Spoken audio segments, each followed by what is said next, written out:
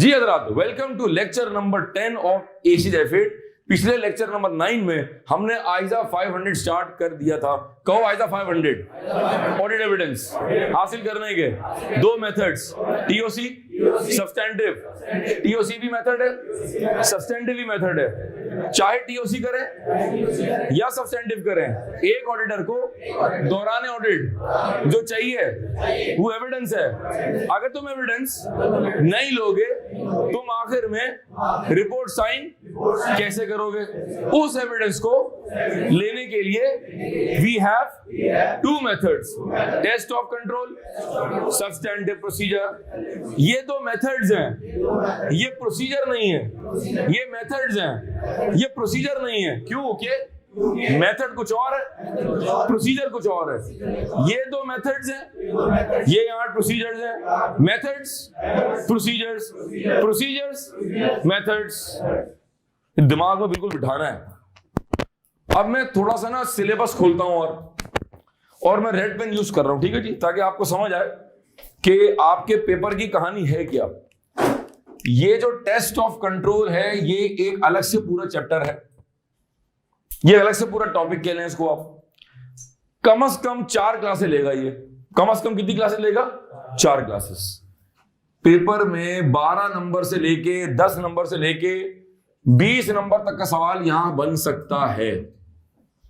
ये एक अलग सेपरेट टॉपिक हो गया। आज का मौजू नहीं है, आज हम ये नहीं पढ़ रहे। सब्सटेंटिव प्रोसीजर पूरे पेपर में भरे हुए हैं, जिसपे सवाल दो तरह से बनता है। एक सवाल बनता है डायरेक्ट और एक सवाल बनता है इनडायरेक्ट।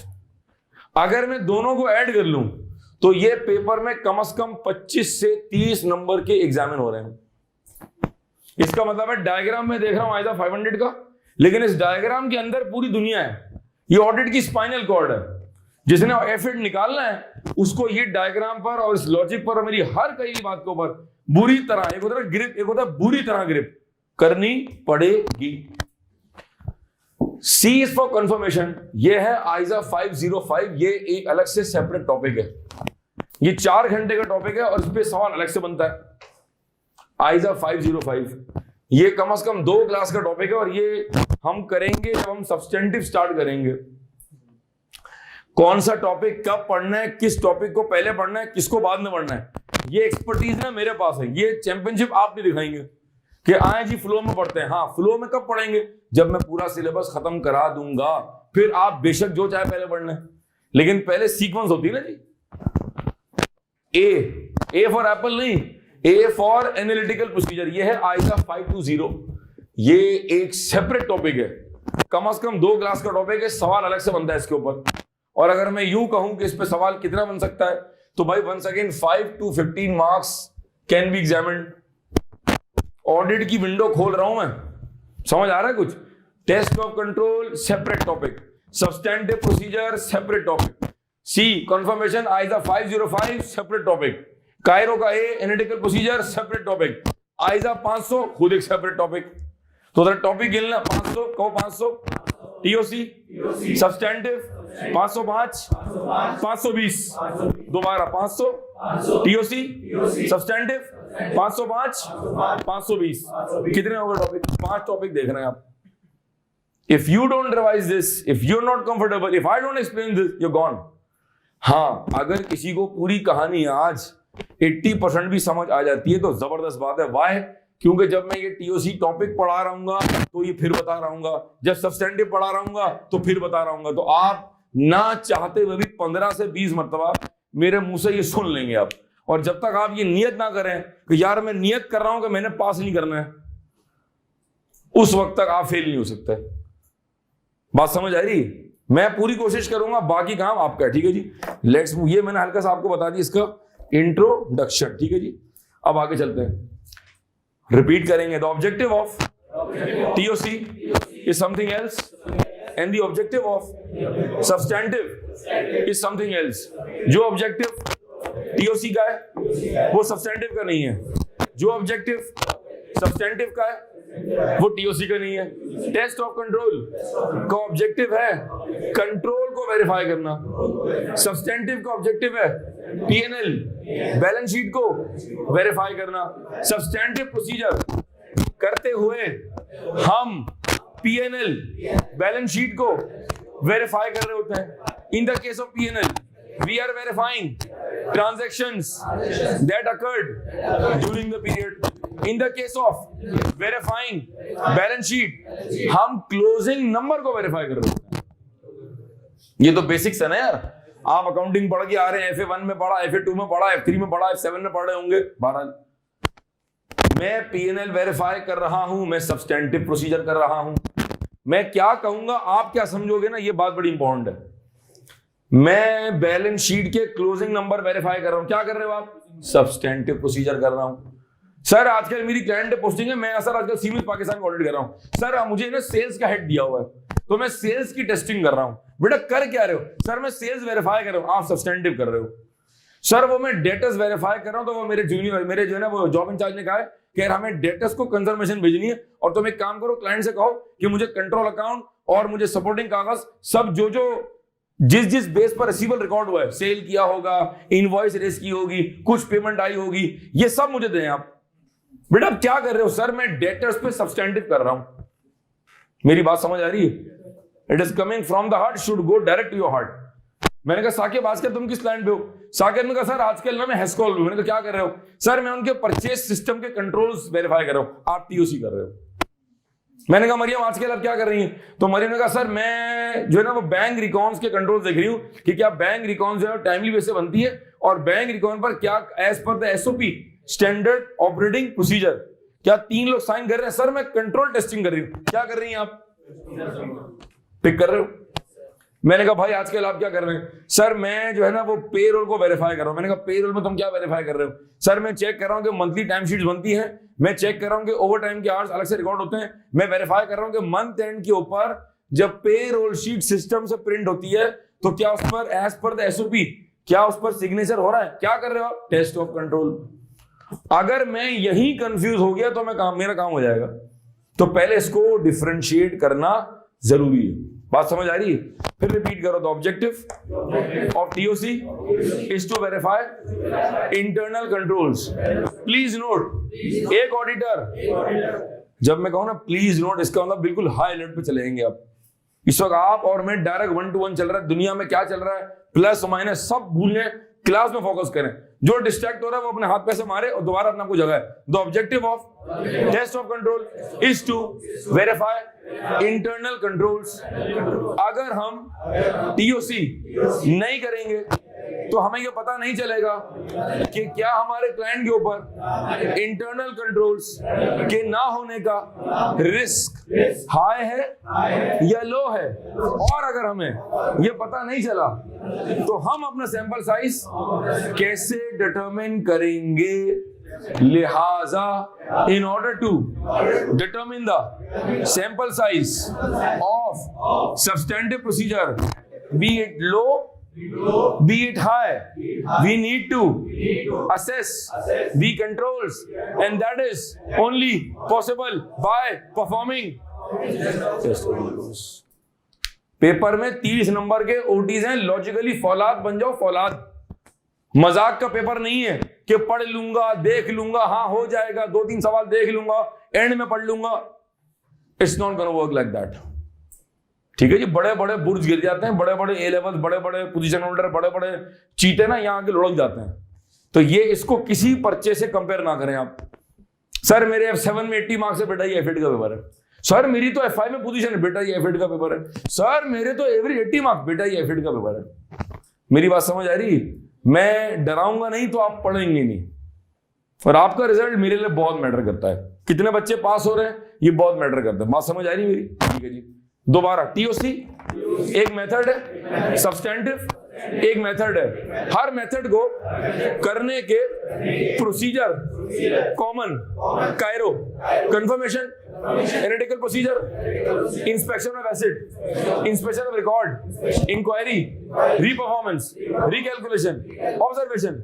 कोई नींद में पूछेगा ना तो जवाब देंगे। कहो Cairo, confirmation, analytical procedure, inspection of asset, inspection of record, inquiry, reperformance, recalculation, observation. अब जरा 5 सेकंड में पहले तो कायरो याद कर लें। शाबाश। दोहराएं दोहराएं दोहराएं। जैसे नहीं बच्चे पढ़ते हैं क्लास 3-4 के दोहराएं, 2 2 जा 4 2 3 जा 6 2 4 जा 8, दोहराओ शाबाश।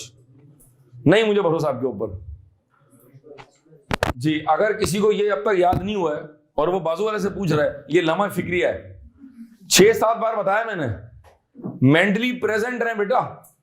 दोबारा स्लो मोशन में इधर देख लें जी, मत शर्माए, मैं बताऊंगा, आप मुझसे पूछे।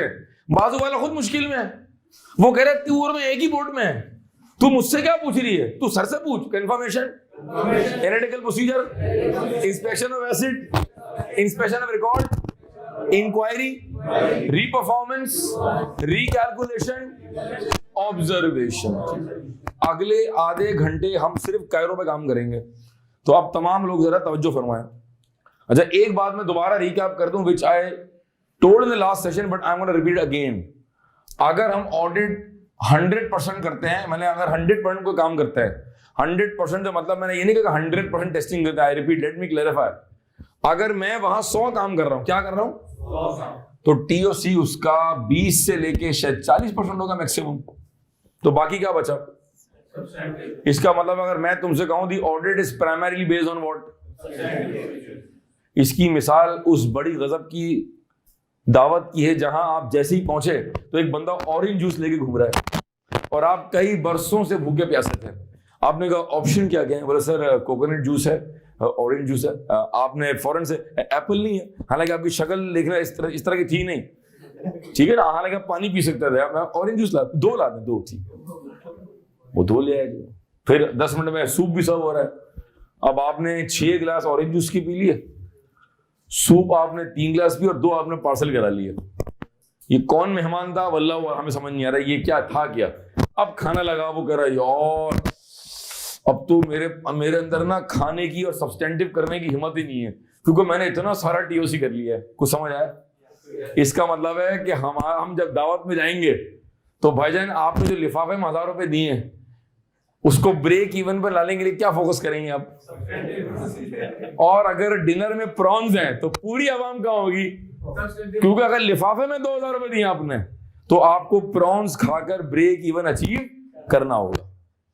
Sir how do we earn profit, dessert, gulab jamun, लबे शीरीन और गाजर का हलवा, ठीक है जी। बहरहाल इसका मतलब है कि audit is primarily based on what, substantive. इसका मतलब है हम ये हमारे काम का कम स्कोप है और ये हमारे काम का ज्यादा स्कोप है। ये बात क्लियर हो गई, ठीक है जी।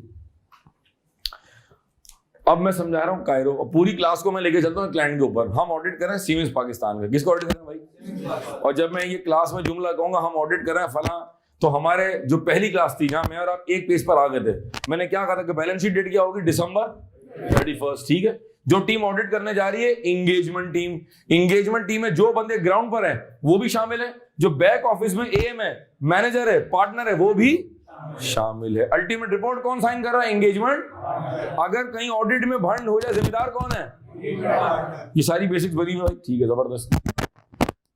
1 2 3 4 5 और 6, ये 6 बंदों की टीम है, मैं इनका जॉब इंचार्ज हूं। हम पहुंच गए सीमेंस पाकिस्तान, जहां पीछे जो 6 लोग बैठे हुए होंगे वो सीमेंस के फाइनेंस के लोग हैं, ठीक है जी। अब मैं हेड एलोकेट करूंगा, जॉब इंचार्ज हूं।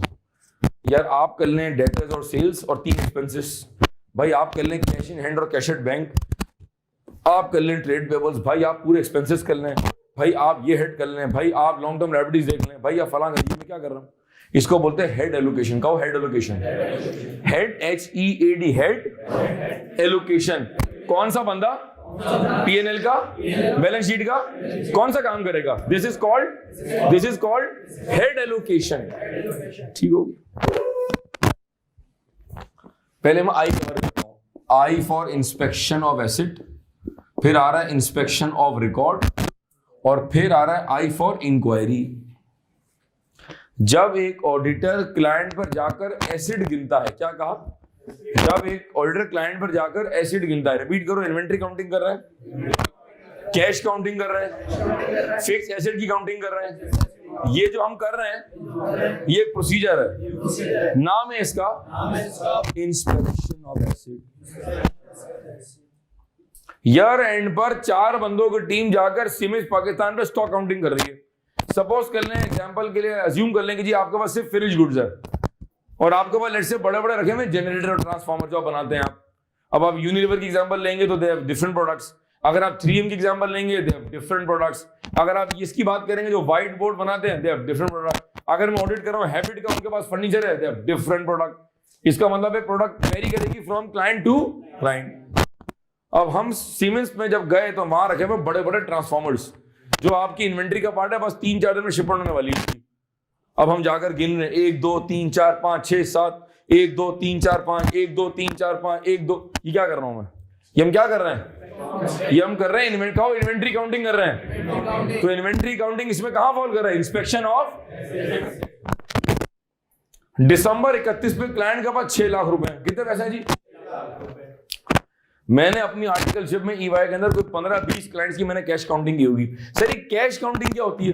क्योंकि कैश एक रिस्की आइटम होता है, लिहाजा as part of our standard procedure, as part of our, आप दावत में जाके चुपचाप टेबल पर बैठ के खाने का वेट नहीं करते हैं। You look for some social networking, you meet some people. अगर आप एक दावत में जाके चुपचाप खाना खा के आ गए तो बहुत बेहतर था कि आप किसी होटल लगे खा लेते। ये मैं सिखाता हूं अपने बच्चों को कि गो एंड मीट पीपल, अपना कार्ड एक्सचेंज करें, अपने ताल्लुकात बनाएं, सोशल नेटवर्किंग करें, that is part of the job. तो एज जिस तरह हम दावत में जाके हमारा काम है कि जी हम जाकर जो है ना वो लोगों से मुलाकात करते हैं, ये हमारा एक स्टैंडर्ड प्रोसीजर है। फिर खाना खा के आप जिसने आपको दावत दी थी उससे मुलाकात करेंगे, उसकी जेब में आप लिफाफा डाल देंगे, या दूल्हा दुल्हन जिसकी भी साइड के आप हैं एक मुलाकात करेंगे, कर्टेसी करके बाहर निकलेंगे आप। उसके बगैर अगर आप चुपचाप निकल गए तो फिर आप किसी और दावत में चले जाते जहां खाने की अच्छी खुशबू आ रही है। ऐसा तो नहीं करेंगे ना, ठीक है? ये 3 इडियट्स वाली मूवी थोड़ी है, ठीक है? जहां कह रहे ऑल इज वेल, ठीक है? इसका मतलब है जिस तरह दुनिया में स्टैंडर्ड नॉर्म्स हैं उस तरह हमारा स्टैंडर्ड प्रोसीजर है कि क्लाइंट पर अगर कैश है, क्या है, तो हम जाकर कैश काउंटिंग करेंगे। सर ये कैश कैसे गिनेंगे? बेटा कैश ऐसे गिनेंगे जिस तरह हमने अल्हम्दुलिल्लाह मेमनों को देखा है, ऐसे कैश गिनेंगे। इसको कैश की गड्डी दी, ये भाग गया। मुझे डाउट था, कंफर्म हो गया, और ये तकरीबन बस यूं बैठा हुआ है। मैंने रोक लिया, बोले कहां जा रहा भाई? We are trustworthy people, we cannot run away like this. If you run away, I'll fire you. ठीक है जी? सर 5 लाख की गड्डी है और लाख रुपए की 5 गड्डियां, टोटल 5 लाख रुपए। लाख की गड्डी है और हर गड्डी में कितने नोट होंगे? 1000 के 100 गिनने पड़ेंगे, 1 2 3 4 5 6। सर तो क्या हम ऐसे थूक लगा लगा के या पानी लगा के नोट गिनेंगे? हाँ जी गिनेंगे, ये हमारा प्रोसीजर है। ये जो आप कैश गिन रहे हैं, आपने गिने भाई कभी जी? कितने मैक्सिमम गिने आपने? ये मेरा बैठा हुआ सपोर्टर, इसको पता है मैं क्या कह रहा हूं जी? 4 से 5 लाख काउंट किया। ठीक है, हर गड्डी काउंट की है, सैंपल बेस में काउंट किया। कैश हम 100% काउंट करते हैं। क्या कहा? 100%। ऐसा नहीं हो सकता कि लाख की अगर गड्डी है और अगर 1000 के 100 नोट है तो 70 गिन के छोड़ दिए, नहीं, आपको पूरे करेंसी नोट गिनने पड़ेंगे। बहरहाल आगे कवर करेंगे जब मैं पढ़ाऊंगा कैश इन हैंड और कैश एट बैंक, तो मैं आपको बताऊंगा कि मैंने अपनी आर्टिकलशिप में मैक्सिमम कितना पैसा गिना है और मैं कहां गया था, मैंने क्या एक्सपीरियंस किया, ये मैं आपसे शेयर करूंगा। जिसके लिए आप मुझसे पढ़ने आए हैं, कैश इन हैंड और कैश एट बैंक जब सब्सटेंटिव करेंगे तो फिर लेक्चर बड़ा इंटरेस्टिंग है, आप इंजॉय करेंगे। अभी नहीं बता रहा, रिपीट करें। जब एक ऑर्डर ईयर एंड पर क्लाइंट पर जाकर फिजिकल कैश गिनेगा, वो जो कर रहा है वो प्रोसीजर है, नाम है उसका इंस्पेक्शन ऑफ एसेट। क्लियर थी भी हो? जबरदस्त। ये बैठे हुए हैं डायरेक्टर सेल्स, ये बैठे हुए हैं डायरेक्टर एचआर। इनकी शक्लें ना देखें, बस ये देखें मैंने इनको ओहदा दे दिया है। ये बैठेंगे फाइनेंस की हेड, उफ बरहम। ये बैठे हुए डायरेक्टर प्रोडक्शन, ये सारे टॉप के लोग बैठे हुए। मेरी इनसे मुलाकात चल रही है और मैं इनसे डिस्कस कर रहा हूँ। मैं जॉब इंचार्ज भी हो सकता हूँ, I can assume myself as assistant manager और may be an engagement partner. ठीक है जी, बहुत शुक्रिया आपका। दौरान ऑडिट हम फॉर्मल और इनफॉर्मल क्लाइंट से मुस्तकिल मुलाकातें कर रहे होते हैं। फॉर्मल टाइम लिया, अब सीमेंस के एमडी से मिलना चाहते हैं आप, तो सीमेंस के एमडी से मिलने के लिए जो उनकी बाहर पीए बैठी उनसे टाइम लेना पड़ेगा आपको 10-12 दिन पहले। दूध वाला नहीं है, सीमेंस का एमडी है वो। तनख्वाह उसकी होगी कम से कम कोई 40-45 लाख रुपए per month without benefits. Benefits add कर लेंगे, करोड़ 1.25 करोड़ का पैकेज मगल बनना चाहिए। ठीक है जी गरीबों, राल टपकरी इसकी पोछ ले भाई, ठीक है। अब आप चले गए जी मुझे एमडी साहब से मिलना है, उनकी पीने से चपेट मारनी है आपको। बॉस इस टाइम में ना वो फ्रूट्स खा रहे हैं, फ्रूट्स का टाइम। Oh my God. गुर्बत में आप खाते हैं बिरयानी, आमलेट, पराठा। वो बड़ा आदमी है भाई, ब्रेकफास्ट में नेस्कैफे और कटे हुए फ्रूट्स खा रहा है क्योंकि वो ऑलरेडी काम हो चुका है। आप खाते हैं दोपहर में चिकन बिरयानी, वो खा रहा है सैलेड क्योंकि अब उसके पास वक्त नहीं बचा है, तो he has to maintain the diet. ठीक है जी, तो उनके टाइमिंग होते हैं। सीईओ साहब हैं भाई, ट्रेवल कर रहे हैं। बॉस का है जी, बॉस तो जी उम्रे पे गए हुए हैं, दुबई होते पाएंगे। मैंने कहा ट्रिप उल्टा करें आप, ये ट्रिप सही नहीं है। दुबई जाए वापसी उम्रा करते हुए आए, लड़के समझ रहे हैं, ताकि अफेक्ट नलिफाई हो जाए। हाँ ठीक है, there are certain rules of life which I will be guiding you from time to time. ठीक है जी, तो भाई सीईओ साहब से मिलने के लिए टाइम लेना पड़ेगा आपको। इनसे मुलाकात हुई। ये जैना वो कौन है जी? एचआर के हेड है मेरे हाथ में अकाउंट से। मेरी कुलीग है मरियम, मैं उनके साथ गया क्लाइंट के पास। मैंने कहा मरियम, मुझे सवाल पूछना है कि पिछले साल के मुकाबले में जो पेरोल एक्सपेंस है वो क्यों बढ़ गए आपके, या लेट्स से पेरोल एक्सपेंस कम क्यों गए। अब ये मुझे बता रहे हैं, देखें जी वो पिछले साल के मुकाबले में कोविड था, बंदे निकाले, जो बंदे बच गए इंक्रीमेंट दिया, और कुछ हमने नई हायरिंग की है, कुछ को ले ऑफ किया है, अट्रम शट्रम फलाना ढिमकाला ब्ला ब्ला ब्ला डॉट डॉट डॉट। ये क्या बता रहे हैं मुझे? ये क्या बता रहे हैं? ये मुझे बता रहे हैं रीजन फॉर इंक्रीज ऑडिट। ये जो मैं कर रहा हूं उनसे, ये क्या है? इंक्वायरी। क्या कर रहा हूं मैं? ये inquiry can be done both formal and informal methods, और inquiry can be done both internally and. मैंने कहा मरियम, हमारी इनसे मुलाकात है। सर ये कौन है? बेटा ये कंपनी के लॉयर हैं। तो यार इनका ये कहीं बाहर बैठते हैं, मिसाल के तौर पे एक्सटर्नल लॉयर हैं, तो मैं और आप इनके पास जाकर मुलाकात करेंगे। इसका मतलब है हम इंक्वायरी करने के लिए इंटरनल लोगों से भी इंक्वायरी करेंगे और फॉर्मल टाइम लिया। इनफॉर्मल हमने, जब हम पीएसओ के ऑडिट पे थे, जो है ना वो उसके और पार्क सुजुकी था, फिर आपका जो है ना वो अलबरका इस्लामिक बैंक था, तो हम बड़ा कैजुअल वे के अंदर भी क्लाइंट से बातचीत करते थे। Over a cup of T, canteen में क्लाइंट लंच पर मिल गया, शाम की चाय। अब पीएसओ के सेकंड फ्लोर में जनाब पूरा गेम जरिए बना हुआ है, क्लाइंट भी स्नूकर खेल रहा है, मैं भी स्नूकर खेल रहा हूं, मैं ब्लैक बॉल पॉट कर रहा हूं, मेरी शक्ल देख रहा है, वही मुझसे बातचीत कर रहा हूं। ये इनफॉर्मल तरीका है। किसी क्लाइंट पर कैरम बोर्ड लगा हुआ है, कहीं डब्बू लगा हुआ है, कहीं टेबल टेनिस है। बड़े बड़े क्लाइंट पर ही शशके होते हैं, they have a separate games room, जहां पर 5 के बाद आपने जो करना है करना। कैजुअल स्टाइल है उनका काम, हमें काम चाहिए। अब आप पूरा दिन स्नूकर खेल के रात जाके काम करें, हमें सुबह 10 बजे काम चाहिए।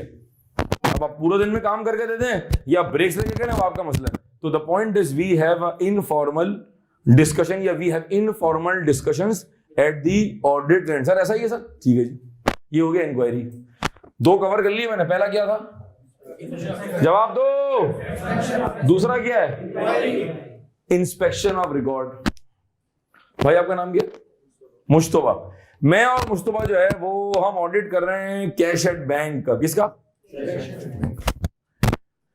क्या डॉक्यूमेंट्स तुम्हारे जहन में आ रहे हैं? क्या डॉक्यूमेंट्स आपके जहन में आ रहे हैं? जी बताएं, क्या डॉक्यूमेंट आपके जहन में आ रहे हैं? बैंक रिकॉर्ड देखेंगे, बैंक स्टेटमेंट देखेंगे, जीएल देखेंगे, ट्रायल देख सकते हैं, अनप्रेजेंटेड चेक का ब्रेकअप देख सकते हैं, बैंक वाउचर देख सकते हैं। ये सबका देखना इज व्हाट?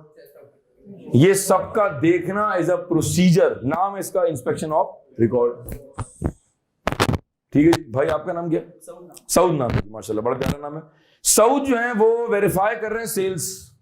क्या वेरीफाई कर रहे हैं? ये जो मैं आपको जुमले बता रहा हूं, मैं बड़ी चालाकी के साथ गायबाना हल्का सा ग्राउंड बना रहा हूं। किस टॉपिक के लिए?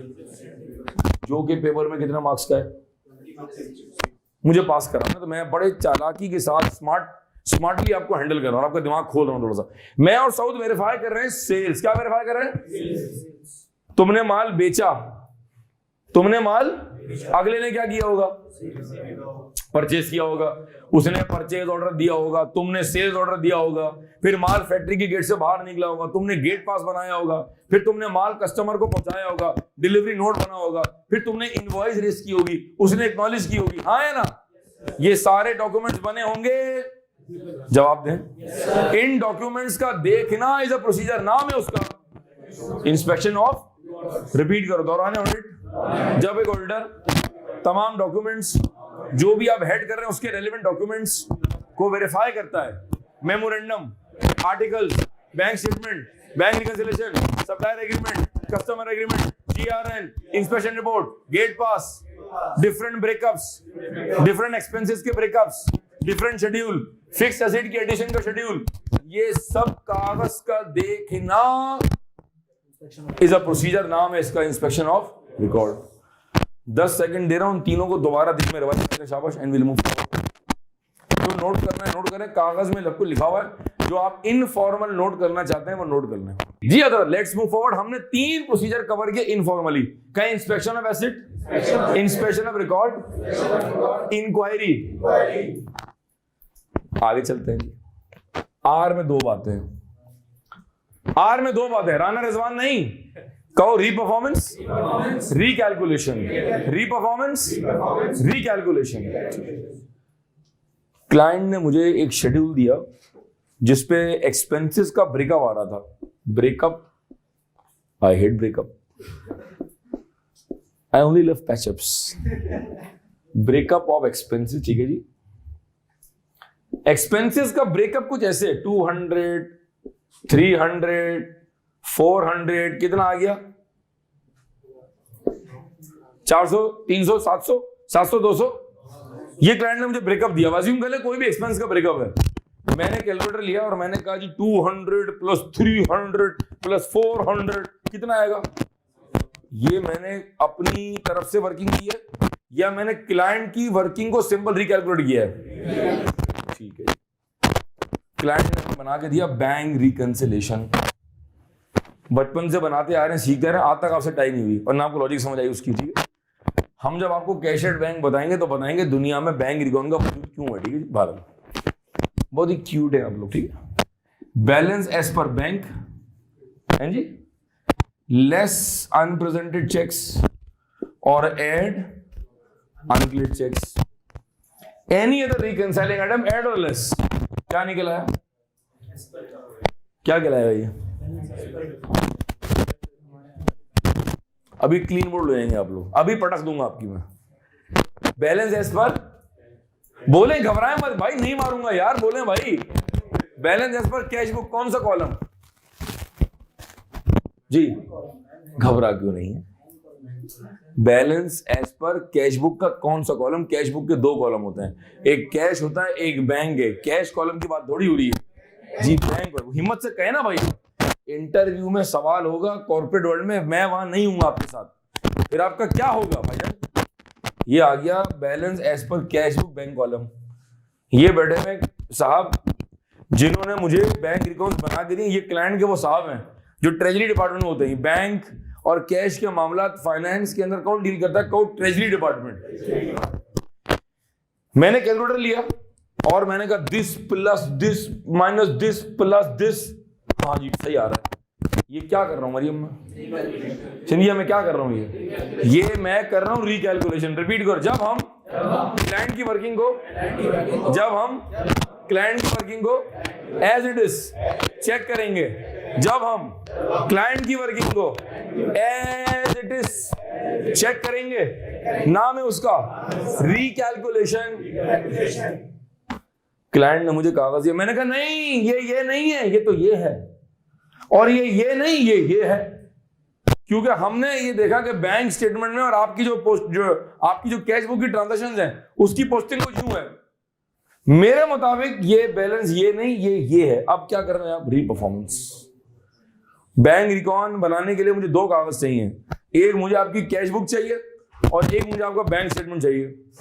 क्या चाहिए मुझे? एक मुझे चाहिए आपकी बैंक स्टेटमेंट और एक मुझे चाहिए आपका कैश बुक का बैंक कॉलम, जिसकी बेस पर मैं चाहूं तो मैं बैंक रिकॉर्ड खुद से बना सकता हूं। अब जो मैंने खुद से नंबर्स प्लॉट इन किए, ये रिकैलकुलेशन है, रीपरफॉर्मेंस है।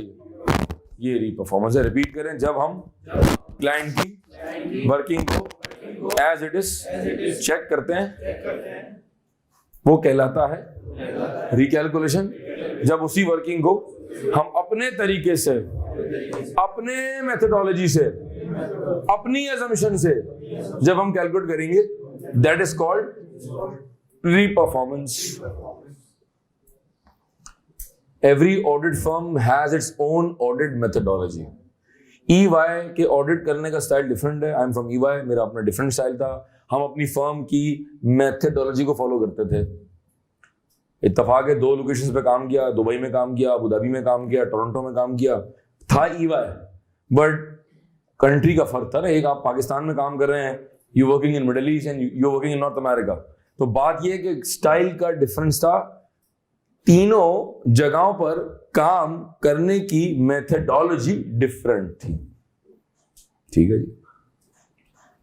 कुछ घरों में आप जब जाते हैं तो कुछ डेजर्ट पहले सब हो जाता है, हल्का फुल्का एपेटाइजर, कुछ दावतों में जी डेजर्ट उसके बाद सब हो रहा है, डिफरेंट मेथडोलॉजी। ठीक है जी। इफ यू आर अटेंडिंग दावत ऑफ एनी मेमन कम्युनिटी, तो आखिर में जो ना पूरा आइटम होगा, पान भी होगा और सौंफ भी रखी हुई होगी और पूरा तमाम होगा। बहरहाल अब तो तमाम में कॉमन है, लेकिन बहरहाल कुछ एक्स्ट्रा आपको मिलेगा। ठीक है जी। They have their own methodology. ठीक है जी। मैंने साकिब से पूछा, मैंने कहा भाई तू कब पढ़ता है? कह रहा सर मैं दिन में तो पढ़ ही नहीं सकता, मुझे तो सर सन्नाटा चाहिए बिल्कुल। मैंने कहा भाई फिर रेगिस्तान जाके पढ़ ले, तू होगा और मिट्टी होगी और एक रेटल स्नेक निकल आएगा कहीं से करता हुआ। कह सर मैं तो रात में पढ़ता हूँ। ठीक है जी। मैंने मुस्तफा से कहा, मैंने कहा भाई आप कब पढ़ते? कह सर मेरे पास तो वीकडे में टाइम ही नहीं है, मैं तो पढ़ता ही वीकेंड पे हूँ। मैंने कहा भाई तू कब पढ़ता है? कह रहा मैं तो पढ़ता ही नहीं। और ये तो नया आइटम लाया भाई। मैंने कहा मरियम आप कब पढ़ती है? सर मैं शाम में पढ़ती हूँ। मैंने कहा भाई आप कब? सर मैं मगरिब के बाद पढ़ता हूँ। हर बच्चे के पढ़ने की मेथडोलॉजी। अगर आप कहें सर ये ऑडिट आप इस तरह पढ़ा रहे हैं, सर दुनिया कहाँ निकल के, ठीक है हम भी दुनिया के साथ चलते हैं। लगाओ भाई मल्टीमीडिया, सारे लेक्चर बने हुए पावर पॉइंट के ऊपर। लाइट डिम करें भाई, आए जी, अच्छा जी, ये देखें, ये देखें जी, आए जी, हाँ जी पढ़े, अच्छा जी, आए जी, अच्छा जी। 1 घंटे में आप इंशाल्लाह यूं बैठे हो और आप दुआ करेंगे अल्लाहुम्मा बिस्मिल्लाह मुदु आहिया, सो जाएंगे आप। ये ऑडिट पढ़ाने की मेथडोलॉजी फ्लॉप है। The day I introduced multimedia or any kind of automation, the theory will flop. इसको पढ़ाने का एक ही तरीका जिस तरह मैं पढ़ा रहा हूँ, खूनख्वार तरीके से, ऐसे बटन खोल के तीनों ऊपर करके बिल्कुल आंखों में आकर डाल के और आपसे रिपीट करवा रहा हूँ, तो ये पर्चा पास होगा। मेरे पढ़ाने की मेथडोलॉजी डिफरेंट है। अगर यही सब्जेक्ट आप यूके जाकर पढ़ेंगे, जो कि बहुत सस्ता पड़ेगा आपको, सिर्फ 800-900 पाउंड का है, मल्टीप्लाई कर लें उसको तो तकरीबन को लाखों में आ जाएगा। आप खुद ही वापस आएंगे सर आप बेहतरीन पढ़ा रहे हैं।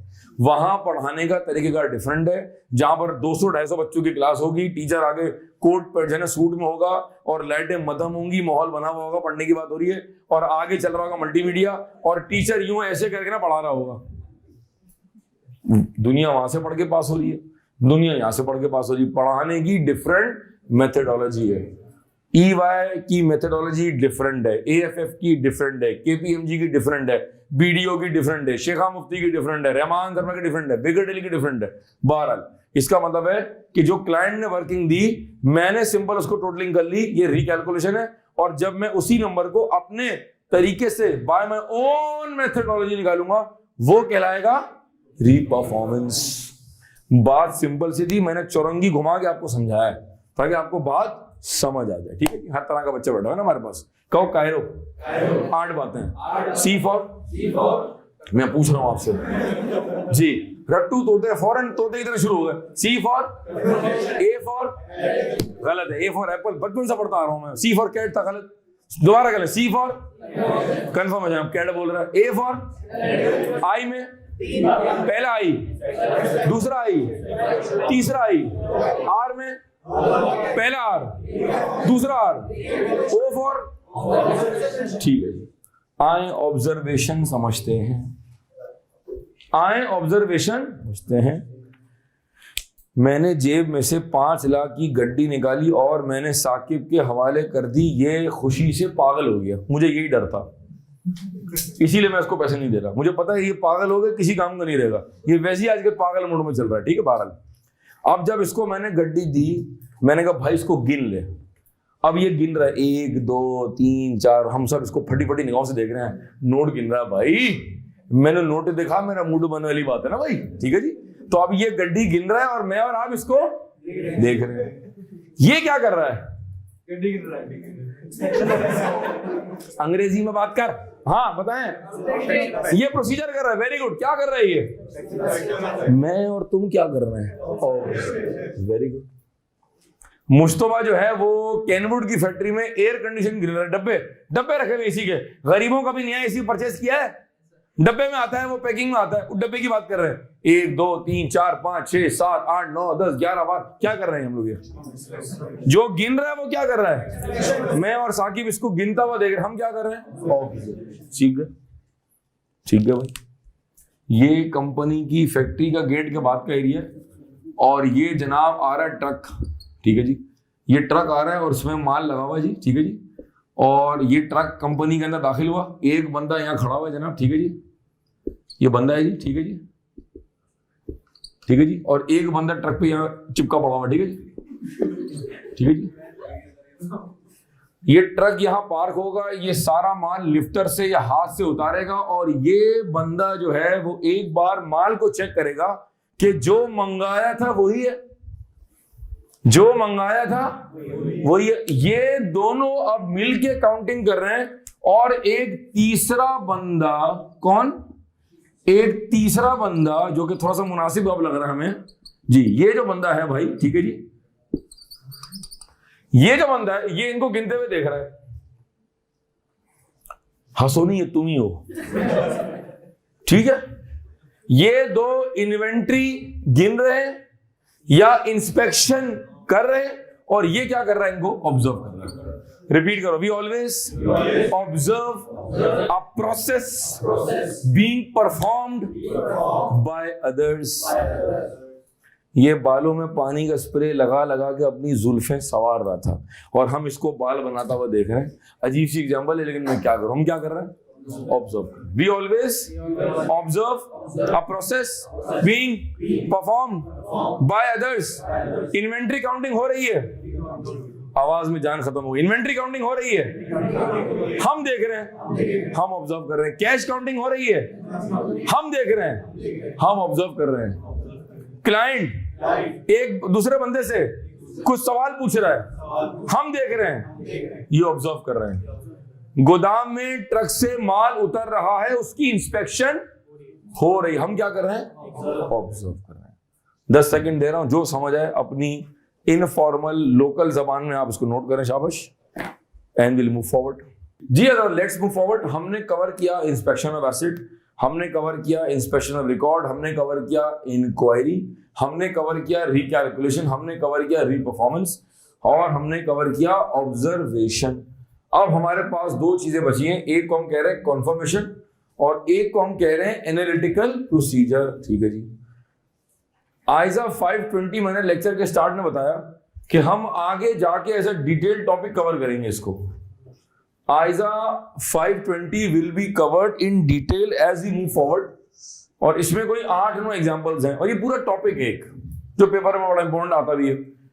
जब तक कि हम वो एग्जांपल्स तफसील में कवर नहीं कर लेते, मैं आपको इस सेशन के अंदर 3 एग्जांपल्स दूंगा। कितनी दूंगा? 3। वो 3 एग्जांपल्स आपने समझनी है, और उसकी बेस पर फिर हम आगे चलेंगे, ठीक है। एनालिटिकल कहो, एनालिटिकल प्रोसीजर्स। जब एक बैट्समैन विकेट पे आ रहा होता है तो उसकी कुछ परफॉर्मेंस के जो स्टेटिस्टिक्स हैं वो आपके सामने आ जाते हैं। स्ट्राइक रेट कितना है, कितनी बार डक पे आउट हुआ है, कितने चौके लगाए, कितने छक्के लगाए, मैक्सिमम उसने कितनी इनिंग खेली हुई, हंड्रेड्स कितनी बार किए, ऐसा है। एकदम से इन नंबर्स की बेस पे क्या हमें एक आइडिया हो जाता है कि प्लेयर कैसा होगा? हाँ है ना।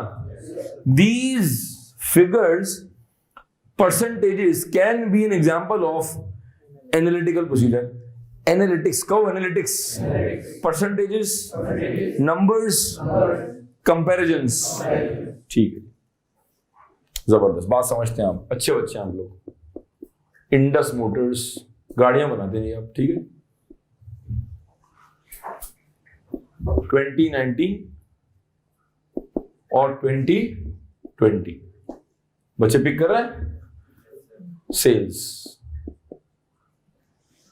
पिछले साल, लास्ट ईयर, किस साल सेल थी 500, इस साल हो गई 850। कोई एक बच्चा कैलकुलेट कर ले कितने परसेंटेज से नंबर बढ़ा है।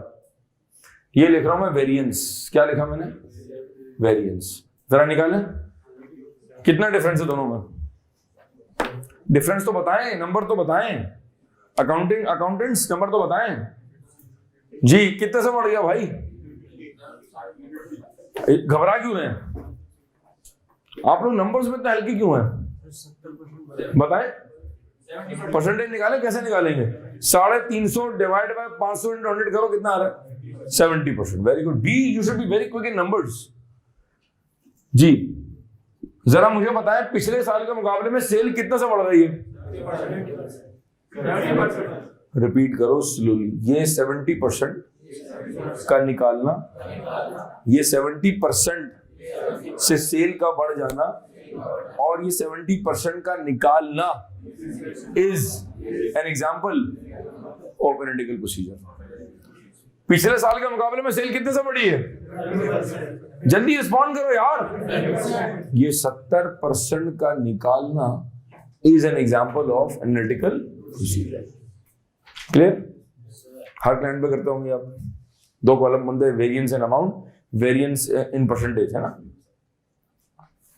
इंडस मोटर्स की सेल को मैं कंपेयर करता हूं अलगाजी ट्रैक्टर से। सर कुछ समझ नहीं आ रहा। अच्छा, इसको कंपेयर करते हैं डॉलन से। हाँ ये सही नहीं।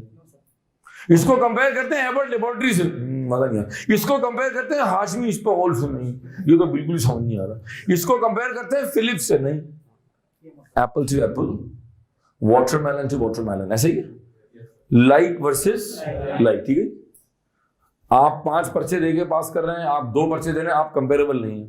आप जॉब के साथ पेपर दे रहे हैं, आप फुल टाइम पढ़ रहे हैं, आप कंपेरेबल नहीं है।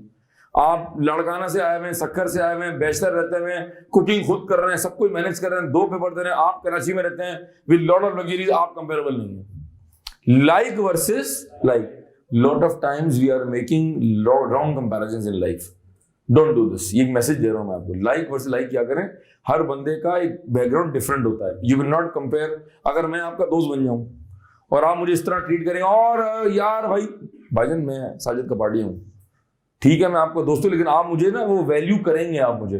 और जब आप इसको टेक्स्ट करेंगे तो आपके जहन में कुछ और होना चाहिए, और जब आप मुझे टेक्स्ट करेंगे तो आपको पता होगा मैं कौन हूं। मैं चार्टर्ड अकाउंटेंट हूं, मैं प्रिंसिपल हूं, मुझे 24 साल पढ़ाते होगा, मैं इस कॉलेज का ओनर हूं। विद दैट इन माइंड आप मुझे टेक्स्ट कर रहे होंगे। ठीक है, मैं आपसे भरपूर दोस्ती कर रहा हूं, but you have to keep in mind के लाइक वर्सेस लाइक नहीं है। ऐसा ही है। At times we don't take care of this, you should take care. Indus किससे कंपेयर करूं मैं? पार्क सुजुकी, होंडा, ठीक है जी, पार्क सुजुकी। हालांकि ये भी कह रहे हैं हम गाड़ियां बनाते हैं, ऐसा कहते हैं वो, ठीक है, ठीक बना रहे हैं, जो भी बना रहे हैं भरे। मैं ते होंडा ही लेसा, ठीक है। अब जब हम इस नंबर को इसकी सेल से कंपेयर करते हैं, सपोज करें होंडा की सेल 1000, एग्जांपल ले रहा हूं मैं, और park Suzuki let's say 750, example ले रहा हूं भाई, ठीक है, डोंट बी ऑफेंडेड। जब मैं इंडस की सेल किस साल की, क्योंकि हम ऑडिट किस साल का कर रहे हैं, जब मैं 850 को कंपेयर करूंगा किससे? पार्क सुजुकी से। और जवाब दें, ये जो मैं कंपेयर कर रहा हूं, ये कंपेयर करना भी एग्जांपल ऑफ व्हाट? मैं मुश्किल करके पढ़ाऊंगा नहीं, मैं आसान करके पास करा दूंगा इंशाल्लाह आपको। जब मैं रिपीट करूं, जब हम इस नंबर को इंडस्ट्री नॉर्म से कंपेयर करेंगे, this comparison is also an example of perfect. कितनी एग्जांपल हो गई?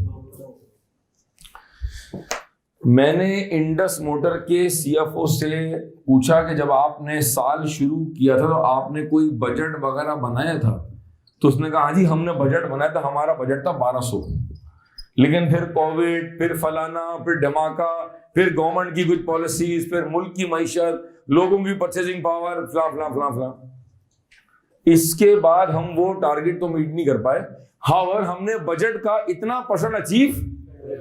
जब आप इस एक्चुअल नंबर को बजट से कंपेयर करेंगे, ये बजट से कंपेयर करना भी क्या है? It's an example of. कितनी एग्जांपल दी है? नोट कर लें, शाबाश, इसी एंड्रॉइड में नोट कर लें। मैं रिपीट कर रहा हूं हजरात, हम आइजा 520 एज अ सेपरेट टॉपिक बाद में पढ़ेंगे। जब तक कि वो टॉपिक हम तफसील में कवर नहीं करते, वो 2 क्लास का टॉपिक है।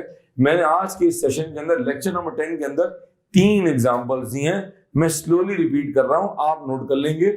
जब हम एक्चुअल नंबर को पिछले साल से कंपेयर करके परसेंटेज निकालेंगे, ये निकालना भी एग्जाम्पल ऑफ एपी है।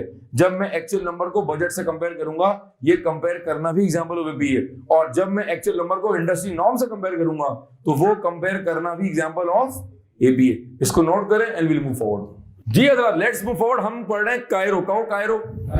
Procedures, audit procedures, art procedures, confirmation, analytical procedure, inspection of asset, inspection of record, inquiry. क्या भूल रहा हूं मैं?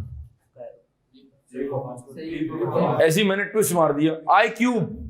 अगर मैं कोई वर्ड स्किप कर दूं, ये जान के गलत बोल दूं, आपने करेक्ट करना है मुझे। कहो I cube. Inspection of asset, inspection of record, inquiry, recalculation, reperformance, O for observation. We always observe a process being performed by others। हजरात, अब इस कायरो में हमने सब कुछ कवर किया। We are now covering C and C for confirmation, to be covered in detail in ISA 505। 2 class का lecture है, बोले तो तकरीबन 5 घंटे का टॉपिक है। तो वो 5 घंटे का टॉपिक ऑब्वियसली बात है आज कवर नहीं हो सकता। हाँ, आज हम आपको इसका ट्रेलर दिखाएंगे क्योंकि पिक्चर अभी बाकी है मेरे दोस्त। ठीक है जी। ये जो भाई बैठे हुए हैं, मुश्तबा, ये पीएसओ है। आप तेल वाले हैं, मैं दिल वाला हूं। ठीक है, मांग मत लेना भाई। ठीक है जी, नॉट अवेलेबल दीज डेज। ये पीएसओ है। कौन है ये? आप घबरा क्यों हैं? अल्लाह खैर करेगा, कोई ऐसी बात नहीं, परेशान ना हो। ठीक है, नहीं मांग रहा आपसे पैसे में। आप कौन हो भाई? और ये कौन है? कस्टमर्स। कहो कस्टमर्स। आपने इनको तेल बेचा, तूतले तेल का क्या करेगा भाई? बोले सर मेरा फ्यूल स्टेशन है। सर क्या बात कर रहे हैं आप? इनके पंप से भाई बड़ी पार्टी बैठी हुई है इधर। ठीक है जी। आप जब माल बेचेंगे तो आपकी बुक्स में क्या आएगा? शुगर। आपने ये नहीं कहा कि मेरी बुक्स में तेल आएगा। ओ भाई, तूने तेल इसको बेच दिया है, कैसी बातें कर रहे हैं ये? आपका रिसीवल। ओ भाई जहाज, आपका रिसीवल। बोल रिसीवल। घबरा क्यों रहा है भाई? मत घबरा, अल्लाह खैर करेगा। कहो रिसीवल। इनका क्या होगा? केवल बात तो करे ना। आप इनको लुब्रिकेंट सेल कर रहे हैं, आपकी बुक्स में क्या आ रहा है? और आपकी बुक्स में क्या आ रहा है? ये आपके कौन है? सर ये मेरी खाला का लगा। नहीं भाई, ये तुम्हारे सप्लायर्स हैं। बोले तो ट्रेड पेबल्स। ये एक और नाम क्या ले सकते हैं? Trade creditors. ठीक है जी। मैं आपको ऑडिट कर रहा हूं, मैं और सऊद आपको ऑडिट कर रहा है। ठीक है जी। आपकी बुक्स में आ रहा है रिसीवल। अब मेरे पास 2 तरीके हैं, आप जवाब देंगे मुझे और आप भी। रिसीवल वेरीफाई करने का क्या तरीका है? अगर मुझे रिसीवल वेरीफाई करना है, मैं ऑडिट कर रहा हूं पीएसओ का, ये मेरी पूरी टीम बैठी हुई। रिसीवल के लिए क्या करेंगे? तुमने माल बेचा, इन्होंने तुम्हें क्या दिया होगा? Purchase order. तुमने क्या दिया होगा? Sales order. फिर तुमने माल डिस्पैच किया होगा, तुमने क्या बना होगा? गेट पास। फिर जब माल डिलीवर किया होगा तो तुमने एक और कागज पर साइन किया, डिलीवरी नोट। फिर तुमने इनको इनवॉइस की होगी, कुछ पैसे दे दिए, जो पैसे बच गए वो क्या है तेरा? रिसीवल। ऐसे ही हुआ होगा। तो क्या मैं एज एन ऑडिटर ये तमाम डॉक्यूमेंट देख सकता हूं? क्या मैं तमाम डॉक्यूमेंट देख सकता हूं? मैं नहीं देखूंगा, क्योंकि मेरे पास एक और बहुत ही जबरदस्त रिलायबल प्रोसीजर मौजूद है। नाम है उसका एक्सटर्नल कंफर्मेशन। क्या नाम है? एक्सटर्नल या थर्ड पार्टी कंफर्मेशन। मैं तुम्हारी कंसेंट से एक कागज पर इनको चिट्ठी भेजूंगा। तुम्हारा कागज तुम्हारी कंसेंट से, या तो चिट्ठी तुम भेज दो। सर चिट्ठी क्या कर रहा है? कंफर्मेशन। तुम्हारी कंसेंट से तुम्हारे कागज के ऊपर अपने तुम्हारे साइन के साथ, तुम्हारी कंसेंट से तुम्हारे कागज पर तुम्हारे साइन के साथ इनको एक कागज भेजेंगे और इनसे पूछेंगे, असलम भाई इनकी बुक्स में आपसे 300 रुपए रिसीवल आ रहे हैं, तो क्या आपकी बुक्स में भी इतना ही आ रहा है? जरा प्लीज कंफर्म करें कि आपकी बुक्स में इनका पेबल क्या आ रहा है। इसने जवाब दिया हाँ मेरी बुक्स में भी 300 ही आ रहा है। ये जो हमने कागज भेजा, हम ऑडिट किसका कर रहे हैं? पीएसओ का। कागज भेजा किसको? पीएसओ के डेटर को, क्योंकि वेरीफाई क्या कर रहे हैं? रिसीवल। कागज किसका? तुम्हारा। कंसेंट किसकी? तुम्हारी। उस कागज पे जो कंटेंट है वो हमारा है। भेजा किसने? तुमने या हमने? आगे बात करेंगे। जवाब किससे आ रहा है? जवाब किससे आ रहा है? चूंकि जवाब डायरेक्ट थर्ड पार्टी से आ रहा है तो दिस जवाब और दिस रिप्लाई और this evidence is more reliable. मेरे पास तुम्हारे रिकॉर्ड्स को देखने का ऑप्शन था, लेकिन हमने यहाँ किसका सहारा लिया? हमने क्या डिस्पैच किया? हमने डिस्पैच किया कहो थर्ड पार्टी कॉन्फर्मेशन।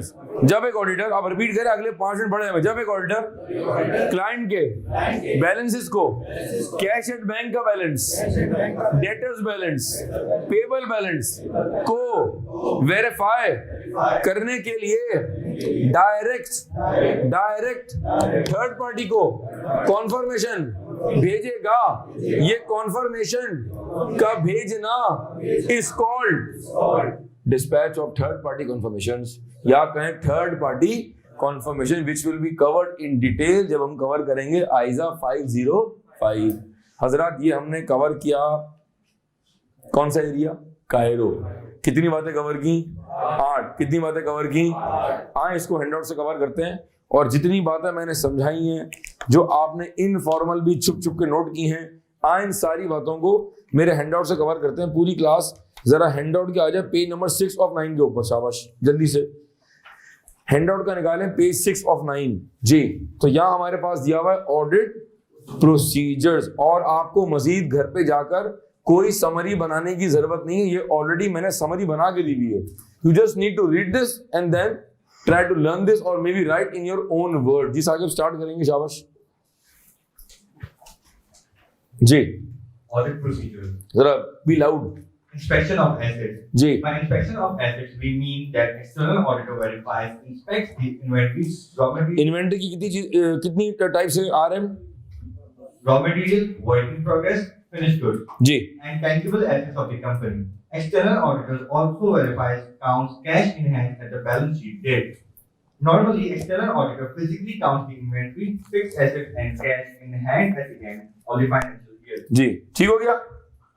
थोड़ा सा लाउड पढ़ेंगे और थोड़ा सा स्लो पढ़ेंगे ताकि जो LMS पे देख रहे हैं, जो क्लास में आपको फॉलो करें। जरा दोबारा पढ़ेंगे, एक टोन में पढ़ेंगे। जी, बाय इंस्पेक्शन ऑफ एसेट, दोबारा सुन लें जी। By inspection of assets, we mean that external auditor verifies, inspects the inventory, raw material, work in progress, finished goods, and tangible assets of the company. ठीक है, External auditor also verifies counts cash in hand at the balance sheet. बिल्कुल ठीक। Normally, external auditor physically counts the inventory, fixed asset, and cash in hand at the end of financial year. ठीक हो गया जी, आगे चलें। Inspection of record. Inspection of record को different किताबों में इंस्पेक्शन ऑफ डॉक्यूमेंट्स भी कहा जाता है। अव्वल तो आपको कोई टेक्स्ट बुक या दुनिया की कोई किताब देखने की जरूरत नहीं है, ना आप देखेंगे और ना आपके पास टाइम है।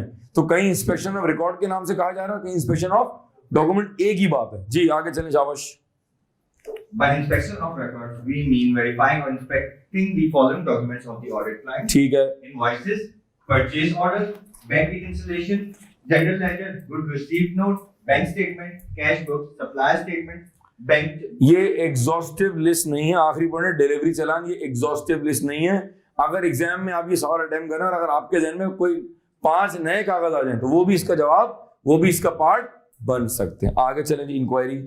Inquiry. By inquiry, we mean verifying, obtaining information from client personally. For example, obtaining information from senior management. For example, GM finance, general manager finance, internal auditor. CEO, CFO and other relevant personal. आगे चलो। As the external auditor thinks, हम हर उस बंदे से information लेंगे जो हम समझते हैं कि ऑडिट के लिए जरूरी है। सर कोई बेंचमार्क दिया हुआ? नहीं, कोई बेंचमार्क नहीं है। हस्बे जायका, as and where is required. उससे मिलना है, उससे मिलना है, उससे मिलना है, उससे मिलना है, उससे ये पूछना है, उससे ये पूछना है। जो हम ये समझते हैं कि ऑडिट में इंफॉर्मेशन लेना जरूरी है, हम उस बंदे से मुलाकात करेंगे। आगे चलें, शाबाश, very good. this inquiry can be done from people outside the organization. For example, external lawyer, consultant, and other experts. आगे जाकर हम एक टॉपिक कवर करेंगे, नाम है उसका आइजा 620। कौन सा आइजा? उसका नाम है using the work of an expert. Sir Sajid ये जवाब दें, क्या हम दौरान ऑडिट किसी एक्सटर्नल, हमारे ऑडिटर के अलावा क्या हम किसी और एक्सटर्नल एक्सपर्ट को ऑन बोर्ड ले सकते हैं? यस। टैक्स कंसल्टेंट है, कोई बैरिस्टर है, कोई लॉयर है, कोई आर्किटेक्ट है, that we need to verify any P&L balance sheet item, तो हम उस बंदे को भी ऑन बोर्ड लेंगे to be covered in ISA 620 using the work of an expert. आगे चले, Re-performance. पहले पढ़ लो रिकैलकुलेशन। तो रीपरफॉर्मेंस ज़रा समझ आ जाएगा अच्छे से जी। Recalculation. By recalculation, we mean simply recalculation, rechecking the calculations done by the client, example, rechecking the totaling of depreciation, rechecking the totalling of depreciation and amortisation and रिकैलकुलेटिंग the total of bank reconciliation. जब हम simple client की working को जिस तरह हमें client ने करके दी है सिंपल उसी तरह चेक करेंगे तो वो क्या कहलाएगा? अब पढ़ लें reperformance. Reperformance. By reperformance, we mean performing the procedures calculation by external auditors' own methodologies. For example, reperforming the calculation of depreciation and amortization and reperforming the provision for doubtful debt for the year. ठीक है जी, दोबारा पढ़ें जरा एक बार slow.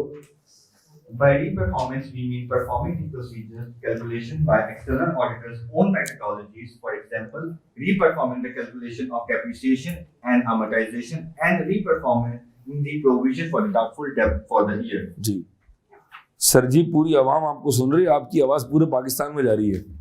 ठीक है जी, हो सकता है आपको कॉल्स भी हैं, बहरहाल नहीं आएंगी। ठीक है, बहरहाल ऑब्जर्वेशन जी पढ़े। Observation. In this procedure, external auditors simply observes a process being performed by the other. हाँ, example, Observing the inventory counting process and cash counting process and observing the process of inspection of inventory on arrival in the factory. Sir क्या हम exam में लिखते हुए content लिखते हुए क्या हम एग्जाम्पल्स लिखेंगे? यस, ताकि अगर मिसाल के तौर पे कंटेंट में कहीं भंड भी है और अगर एग्जाम्पल ठीक है तो वो उसके आपको मार्क्स, तो ऑलवेज कहीं नोट कर लेंगे। हम जब भी चीजें लिखेंगे तो हम साथ में एग्जाम्पल्स लिखेंगे। सर अगर ये एग्जाम्पल मेरे दिमाग में ना है, उस वक्त दिमाग चल रहा होगा कोई और एग्जाम्पल आ जाए, तो फिर मैं क्या करूंगा या करेंगे, तो फिर आप वो एग्जाम्पल भी नोट कर सकते हैं। आगे चलें। External confirmation. अच्छा, ये लिखा हुआ to be discussed in detail in ISA 505। तो फिलहाल के लिए जो पैराग्राफ दिए उतना काफी है, लेकिन जब तफसील में जाएंगे तो फिर आगे जाकर बाकायदा ऐसा टॉपिक कवर करेंगे जी। External confirmation is the procedure by which an external auditor verifies a respective balance or transaction or terms of an agreement directly from a third party. For example, dispatching confirmation directly to debtor, creditor, or a bank. ठीक है, This procedure provides more reliable audit evidence to the external auditor. There are various types of third party confirmation. हाँ, अब जरा पूरी class का types of confirmation. There are various types of third party confirmations. अब ये जो मैं आपसे रिपीट करवा रहा हूँ, ये सवाल बन जाएगा 5 नंबर का। पेपर को पास करना यूं आसान है कि 15, 20 नंबर, 25 नंबर ना रूट लर्निंग के आ जाते हैं। वो तो ग्रिप कर लो यार, जो टेक्निकल पार्ट है चलो वो तो है ही, लेकिन जो आसान है वो पार्ट तो कवर कर लो ना भाई। कहो types of confirmation, data confirmation, credit confirmation, bank confirmation, loan confirmation, third party stock confirmation, any other confirmation. अब ये 4-5 नंबर के लिए काम हो जाएगा जी। पढ़ें, शाबाश। There are various types of third party confirmation and commonly two methods of हाँ, external confirmation. टाइप्स कुछ और है और मेथड्स कुछ और है। हम आगे जाके कवर करेंगे। टाइप्स कुछ और है और मेथड्स जी पढ़ें। Positive and negative methods. जी का पॉजिटिव और नेगेटिव बाद में कवर करेंगे। आगे चलो। Examples of third party confirmation: debtor confirmation, credit confirmation, tax confirmation, lawyer confirmation, loan confirmation, third party stock confirmation, bank confirmation, any other third party confirmation to verify the terms and conditions of an agreement or contract. दोबारा पढ़ो एक बार types जी। Debtor confirmation, debtor confirmation, creditor confirmation, creditor confirmation, tax confirmation, tax confirmation, lawyer confirmation, lawyer confirmation, loan confirmation, loan confirmation, third party stock confirmation, third party stock confirmation और bank confirmation, bank confirmation, any other third party confirmation any other third party confirmation to verify the terms to verify and conditions terms and conditions of an agreement of an agreement. or contract. आगे जाके तफसील में cover करेंगे। 2 methods हैं और कुछ types है। क्या कहा? कहो methods, types, methods, types. 2 methods, positive, negative, to be discussed in future. और आज हमने कवर की टाइप्स। ये टॉपिक आगे जाके तफसील में कवर होगा जब हम कवर करेंगे आइजा 505। आगे चलें जी। फिर क्या रहा हमारे पास? Analytical procedure. अच्छा, वंस अगेन लिखा हुआ definition and explanation will be covered when covering ISA 520 separately. हर बात मैंने क्लियर कर दी। मेरा स्टूडेंट कंफ्यूज नहीं होगा यार, ये तो सर ने कराया नहीं, ये तो सर ने बताया नहीं। थ्योरी का पेपर है, हर चीज की टाइमिंग है। पूरी पिक्चर अभी क्लियर नहीं होगी, आहिस्ता आहिस्ता हर बात समझ आएगी। फिलहाल आप अगर गौर से देखेंगे आपके सामने 8 एग्जांपल्स आ रही हैं, तो आप इनमें से फिलहाल वो एग्जांपल्स पढ़ें जो मैंने आपको बोर्ड पे बताई हैं। तो पहले आप पढ़ लें नंबर 1 क्या है, Comparison from last year. Number 3 Comparison of an actual number with budget forecast. और आप पढ़ लें number 7। Comparison with industry norms calendar. ठीक है जी। उसके बाद इस पेज के आखिर में लिखा हुआ है फाइनेंशियल स्टेटमेंट असर्शन। हजरात इस टॉपिक का एक बड़ा अहम पार्ट है, इंटीग्रल पार्ट है, नाम है उसका financial statement assertions, which will be covered जब हम करेंगे सब्सटेंटिव प्रोसीजर। तो ये सिर्फ अपने पास नोट कर लें कि इस टॉपिक का एक अहम पार्ट अभी बाकी है जो हम आगे जाके कवर करेंगे, नाम है उसका financial statement assertion.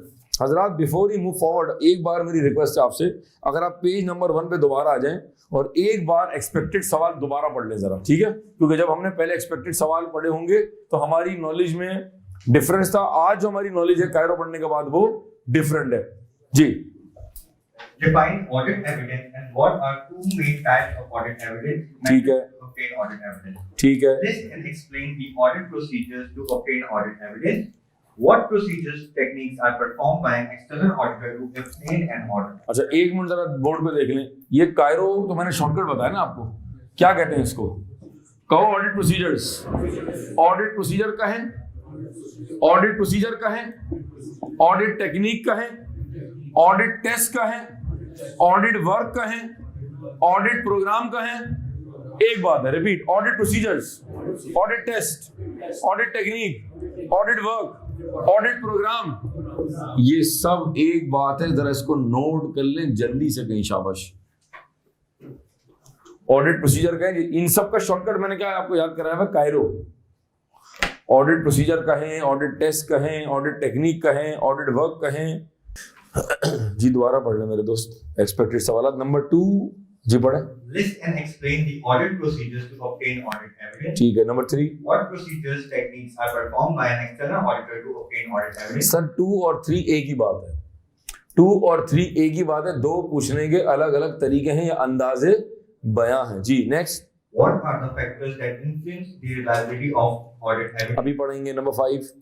What are the factors that influence the auditor's judgment concerning the sufficiency of audit evidence obtained? आगे चलें। Explain the terms sufficient and appropriate. हाँ, सफिशिएंट एंड अप्रोप्रिएट जी। कौन बता रहा है कि हमने कहाँ पढ़ा था?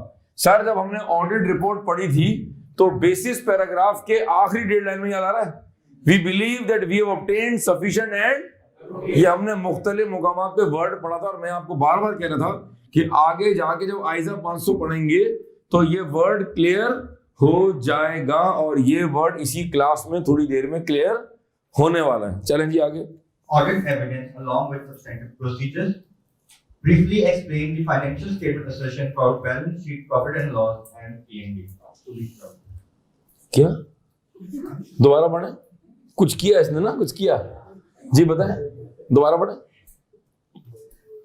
Briefly explain the financial statements assertions for balance sheet, profit and loss and P&D to be covered later। बार बार आप जो ना माइक नीचे कर रहे हो, आवाज नहीं आ रही आपकी, ठीक है जी। हजरात ये हमने एक्सपेक्टेड सवाल पढ़े हैं। लेट्स मूव फॉरवर्ड, जरा हैंडआउट का पेज नंबर 1 निकालें। आए टॉपिक का बाकायदा आगाज करते हैं। सब तो ये क्या था, अब आप गौर से देखें पेज नंबर 2 पे आए जरा, यहां से स्टार्ट हो रहा है क्या, कॉन्सेप्ट ऑफ ऑडिट। अब अगर मैं आपको हैंडआउट पेज नंबर 2 से स्टार्ट कराता तो आपको कुछ भी समझ नहीं आता। इसका मतलब है टॉपिक की सीक्वेंस अलग है और टॉपिक का जो हैंडआउट है उसकी सीक्वेंस, क्योंकि सूरत हाल बहुत ज्यादा नाजुक है, लिहाजा कौन सी बात पहले पढ़नी कौन सी बाद में पढ़नी है ये हम बताएंगे। थोड़े से हम पढ़े लिखे हैं तो हम बता देंगे आपको जी। कॉन्सेप्ट ऑफ ऑडिट एविडेंस जी, start sir. Definition of audit evidence. Audit evidence is all the information used gathered by the external auditor in arriving at the conclusion on which the audit opinion is based, and includes information contained in accounting records, general ledger, trial balance, and other records, underlying the financial statements and other information. हर वो information, हर वो piece of information जो आपने दौरान audit gather की, मैंने client से पूछा, मैंने इंडस्ट्री नॉर्म से कंपेयर किया, मैंने कोई रेशो निकाला, मैंने कोई वर्किंग की, मैंने रिकैलकुलेट किया, मैंने रीपरफॉर्म किया, मुझे किसी ने कोई ईमेल किया, कोई डॉक्यूमेंट है, हर जगह से मुझे क्या मिल रहा है, audit, so that we are in a position to express an independent audit opinion on the financial statement और जो हम ओपिनियन दे रहे हैं उसमें हम अश्योरेंस दे रहे हैं, जो which is always a reasonable level of assurance, because हम एब्सोल्यूट लेवल ऑफ अश्योरेंस नहीं दे सकते, बिकॉज देयर आर इनहेरेंट, बार बार चौरंगी काट के वहीं घुमा के लेके आ रहा हूं ताकि एंड टू एंड बात समझ आए, और समझ आ रही होगी। Next paragraph sir.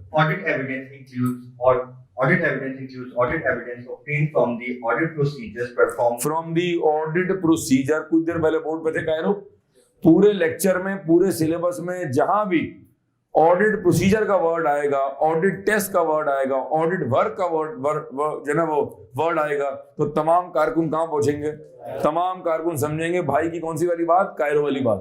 तो जब जब लेक्चर में प्रोसीजर का वर्ड आएगा, टेस्ट का वर्ड आएगा, प्रोग्राम का वर्ड आएगा, तो तमाम कारकुनान से दरखास्त है कि वो भाई के आइजा 500 के लेक्चर पर पहुंचे जहां भाई ने आपको बताया था कॉन्सेप्ट ऑफ कायरो। बात पिक कर रहे हैं जी, कारकुन आगे चले।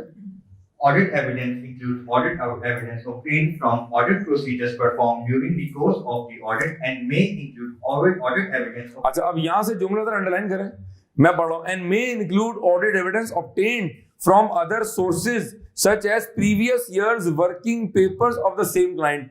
अब ये जुमला आपको समझ आएगा जब आप लेक्चर देखेंगे आइजा 230 का। यहां से दोबारा जुमला मैं पढ़ रहा हूं जहां से आपने अंडरलाइन करना शुरू करना है, and may include audit evidence obtained from other sources such as previous years audit working papers of the same client to be covered। ये लॉजिक कवर होगी अंडर द टॉपिक ऑफ आइजा 230, नाम है उसका ऑडिट डॉक्यूमेंटेशन। आगे चलो। audit evidence in simple words क्या can be defined as any piece of information any piece of, हर वो इंफॉर्मेशन का टुकड़ा जो which assists the auditor to reach a conclusion on truth and fairness of financial statements of the company। ठीक है जी। Audit evidence is obtained from might include information other than below mentioned list। Audit evidence is obtain from, अब ये देखिए मैंने आपकी आसानी के लिए किया है, बहुत ही स्मार्टली मैंने मूव लिया है, और ये अगर आप जो बुलेट्स आप देख रहे हैं ये आगे जाके सब्सटेंटिव में सारी चीजें कवर होंगी। इस आज के लेक्चर के बाद आप तमाम लोग हो गए मैच्योर, ऑडिट की बात कर रहा हूं मैं, क्या हो गए आप लोग, अब आपको ऑडिट की चीजें समझ आना शुरू हो गई हैं। जरा पढ़ें जी, जो नीचे दिए हुए वो डॉक्यूमेंट्स है जिनसे हमें क्या मिलेगा, एविडेंस। पढ़ें जी। Audit evidence is obtained from documents, supporting documents such as purchase order, ठीक है, payment and receipt vouchers, ठीक है, invoices, receipts, employee timesheet, invoices का रिसिप्ट्स। जी शाबाश, पढ़े आगे चलें। customer orders, letters, bank statements, contracts and other legal documents, memorandum, articles, etc. ठीक है जी। Entries in accounting records, such as general entries posting in cash books, profit and loss account, balance sheet, etc. Answers, replies from management to questions raised by the auditor. Information or confirmation received from external parties such as debtors, creditors, banks, legal advisors, tax consultants, and other stakeholders. Computation used by the client or by the auditor himself, for example, depreciation calculation, reconciliation, computation of accrual and prepayments, etc. एक बार इन तमाम bullets को दोबारा पढ़ना and will move forward जी। एक बार समझिए। अच्छा, अगले page पे एक और पॉइंट पढ़ा आपने, evidence gain from the auditors physical counting of stock at the balance sheet date. Example, stock counting of raw material, work in progress और फिनिश्ड गुड। हजरात जो बच्चे एलएमएस पे भी देख रहे हैं, तमाम बुलेट्स को एक बार दोबारा पढ़ लें एंड विल मूव फॉरवर्ड जी। Other let's move forward. हमने कवर किया basics of evidence, let's move forward. अब जो मैं आगे बात करने जा रहा हूं जरा ध्यान से सुनिएगा।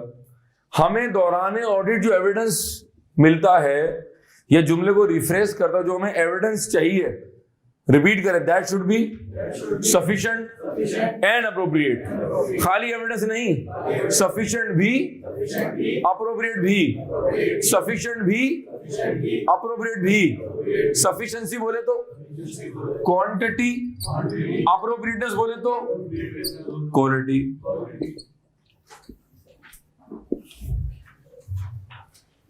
रिपीट, कहो सफिशिएंसी ऑफ एविडेंस।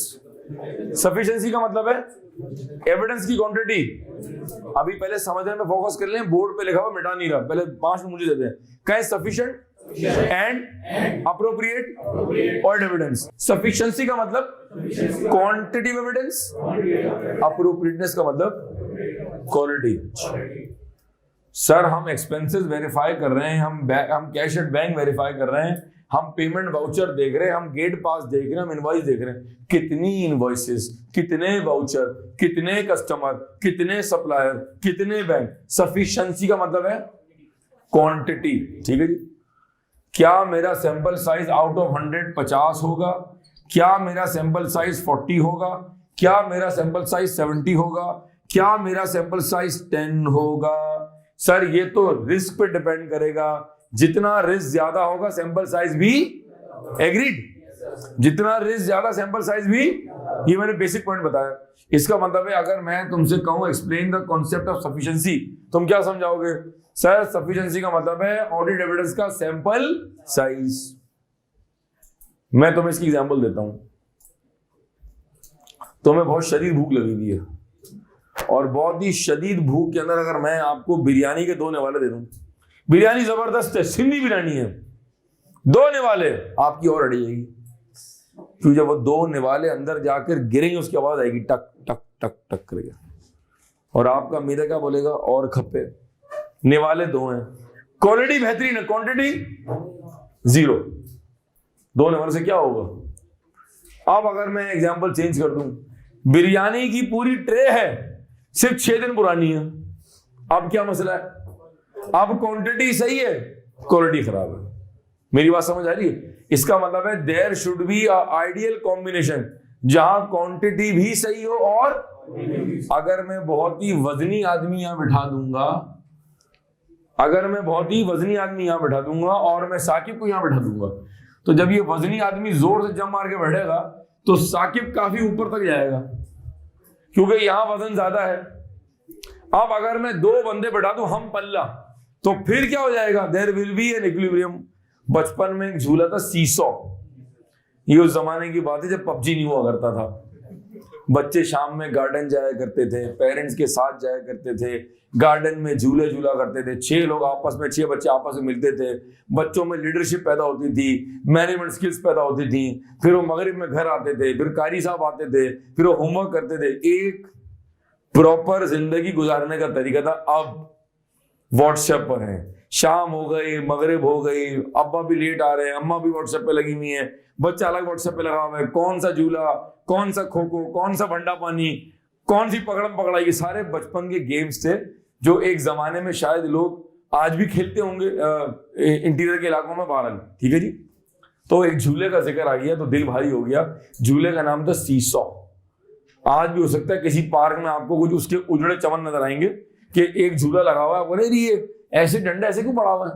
बेटा ये सीसॉ था जहां एक बंदा वहां बैठता था और एक बंदा यहां बैठता था। अब अगर 2 बिल्कुल लेवल के लोग आ जाएंगे तो फिर ये आ जाएगा at the state of equilibrium. Repeat करें, हमें भी ऐसा एविडेंस चाहिए जहां there must be an equilibrium between both quantity and quality. जो एविडेंस हमें चाहिए to express an opinion, that evidence must be at an equilibrium, जिसकी क्वांटिटी भी सही हो और क्वालिटी भी सही हो। को समझ आया? सफिशिएंसी बोले तो क्वांटिटी, अप्रोप्रिएटनेस बोले तो क्वालिटी। क्वालिटी में 2 बातें, रेलेवेंस और रिलायबिलिटी। थ्योरी का पेपर है, कॉन्सेप्ट से कॉन्सेप्ट निकलेगा। रिपीट, सफिशिएंसी बोले तो क्वांटिटी, अप्रोप्रिएटनेस बोले तो क्वालिटी। क्वालिटी में 2 बातें, रेलेवेंस और रिलायबिलिटी। इस क्लास में हम रेलेवेंस अभी कवर नहीं कर रहे, अभी हम बात कर रहे हैं रिलायबिलिटी की। तो मैं आपसे कुछ एग्जांपल शेयर करता हूं, फिर आप जरा इसको देखिएगा, इसको नोट करें एंड विल मूव फॉरवर्ड। जी हजरत, हमने कवर किया concept of sufficient and appropriate audit evidence. फिर रिपीट करें, सफिशिएंसी बोले तो क्वांटिटी, अप्रोप्रिएटनेस बोले तो क्वालिटी। क्वालिटी में 2 बातें, रेलेवेंस और रिलायबिलिटी में 5 बातें। लो जी, रिलायबिलिटी में 5 बातें, 1 2 3 4 और 5। जब मैं कुछ समझा रहा हूं और अगर आप आपस का डिस्कशन करेंगे तो आपको मेरी बात समझ ही नहीं आएगी, तो मेक श्योर करें कि आप मेरी बात पर फोकस करें। रिपीट कर रहा हूं, सफिशिएंसी बोले तो क्वांटिटी, अप्रोप्रिएटनेस बोले तो क्वालिटी। क्वालिटी में 2 बातें, रेलेवेंस और रिलायबिलिटी में 5 बातें। आप जरा मेरी बात सुनने, शाबाश। क्लाइंट ने मुझे एविडेंस तो दिया, मुझे आपने एग्रीमेंट तो दिया, लेकिन एग्रीमेंट ओरिजिनल नहीं था, फोटोकॉपी था। तो मेरा सवाल आपसे, एग्रीमेंट ओरिजिनल बेहतर या फोटोकॉपी? कहां रिलायबिलिटी बेहतर? ओरिजिनल। एक बात आप मुझसे जबानी कर रहे हैं, एक बात आप मुझसे लिख के कर रहे हैं, कौन सी बात बेहतर? एक बात आपने इनको बताई, फिर आपने इनको बताई, फिर आपने इनको बताई, फिर आपने मुझे बताई, वो बेहतर या डायरेक्ट आपसे पूछूं वो बेहतर? एक बात मैं क्लाइंट से वेरीफाई करूं, एक बात मैं क्लाइंट के कस्टमर से डायरेक्ट वेरीफाई करूं, कौन सी बेहतर? ये मैं गायबाना क्या डिस्कस कर रहा हूं? रिलायबिलिटी के एट्रीब्यूट्स। अगर बिरयानी घर की हो तो क्या बात है, अम्मी के हाथ की बनी हुई हो तो क्या बात है, दिन इतवार का हो तो क्या बात है, बिरयानी खाने के बाद जिंदगी में कोई काम ना हो तो क्या बात है, साथ में अगर ठंडी स्टिंग और रायता भी हो तो क्या बात है। ये सब क्या हो रहा है? ये मैं एट्रीब्यूट्स ऐड कर रहा हूं। तो मैं इसी तरह यहां पर 5 बातों के एट्रीब्यूट्स को ऐड कर रहा हूं। वो एविडेंस रिपीट करो, वो एविडेंस जो हमने खुद गैदर किया, दैट इज मोर रिलायबल। जो बात डॉक्यूमेंटेड है वो ओरल बात से ज्यादा रिलायबल है। वो बात जो थर्ड पार्टी से कंफर्म हो is more reliable as compare to clients own records. वो डॉक्यूमेंट जो ओरिजिनल में है और वो डॉक्यूमेंट जो फोटोकॉपी में है, जो ओरिजिनल में है, वो मोर रिलायबल है। कुछ पिक कर रहे हो?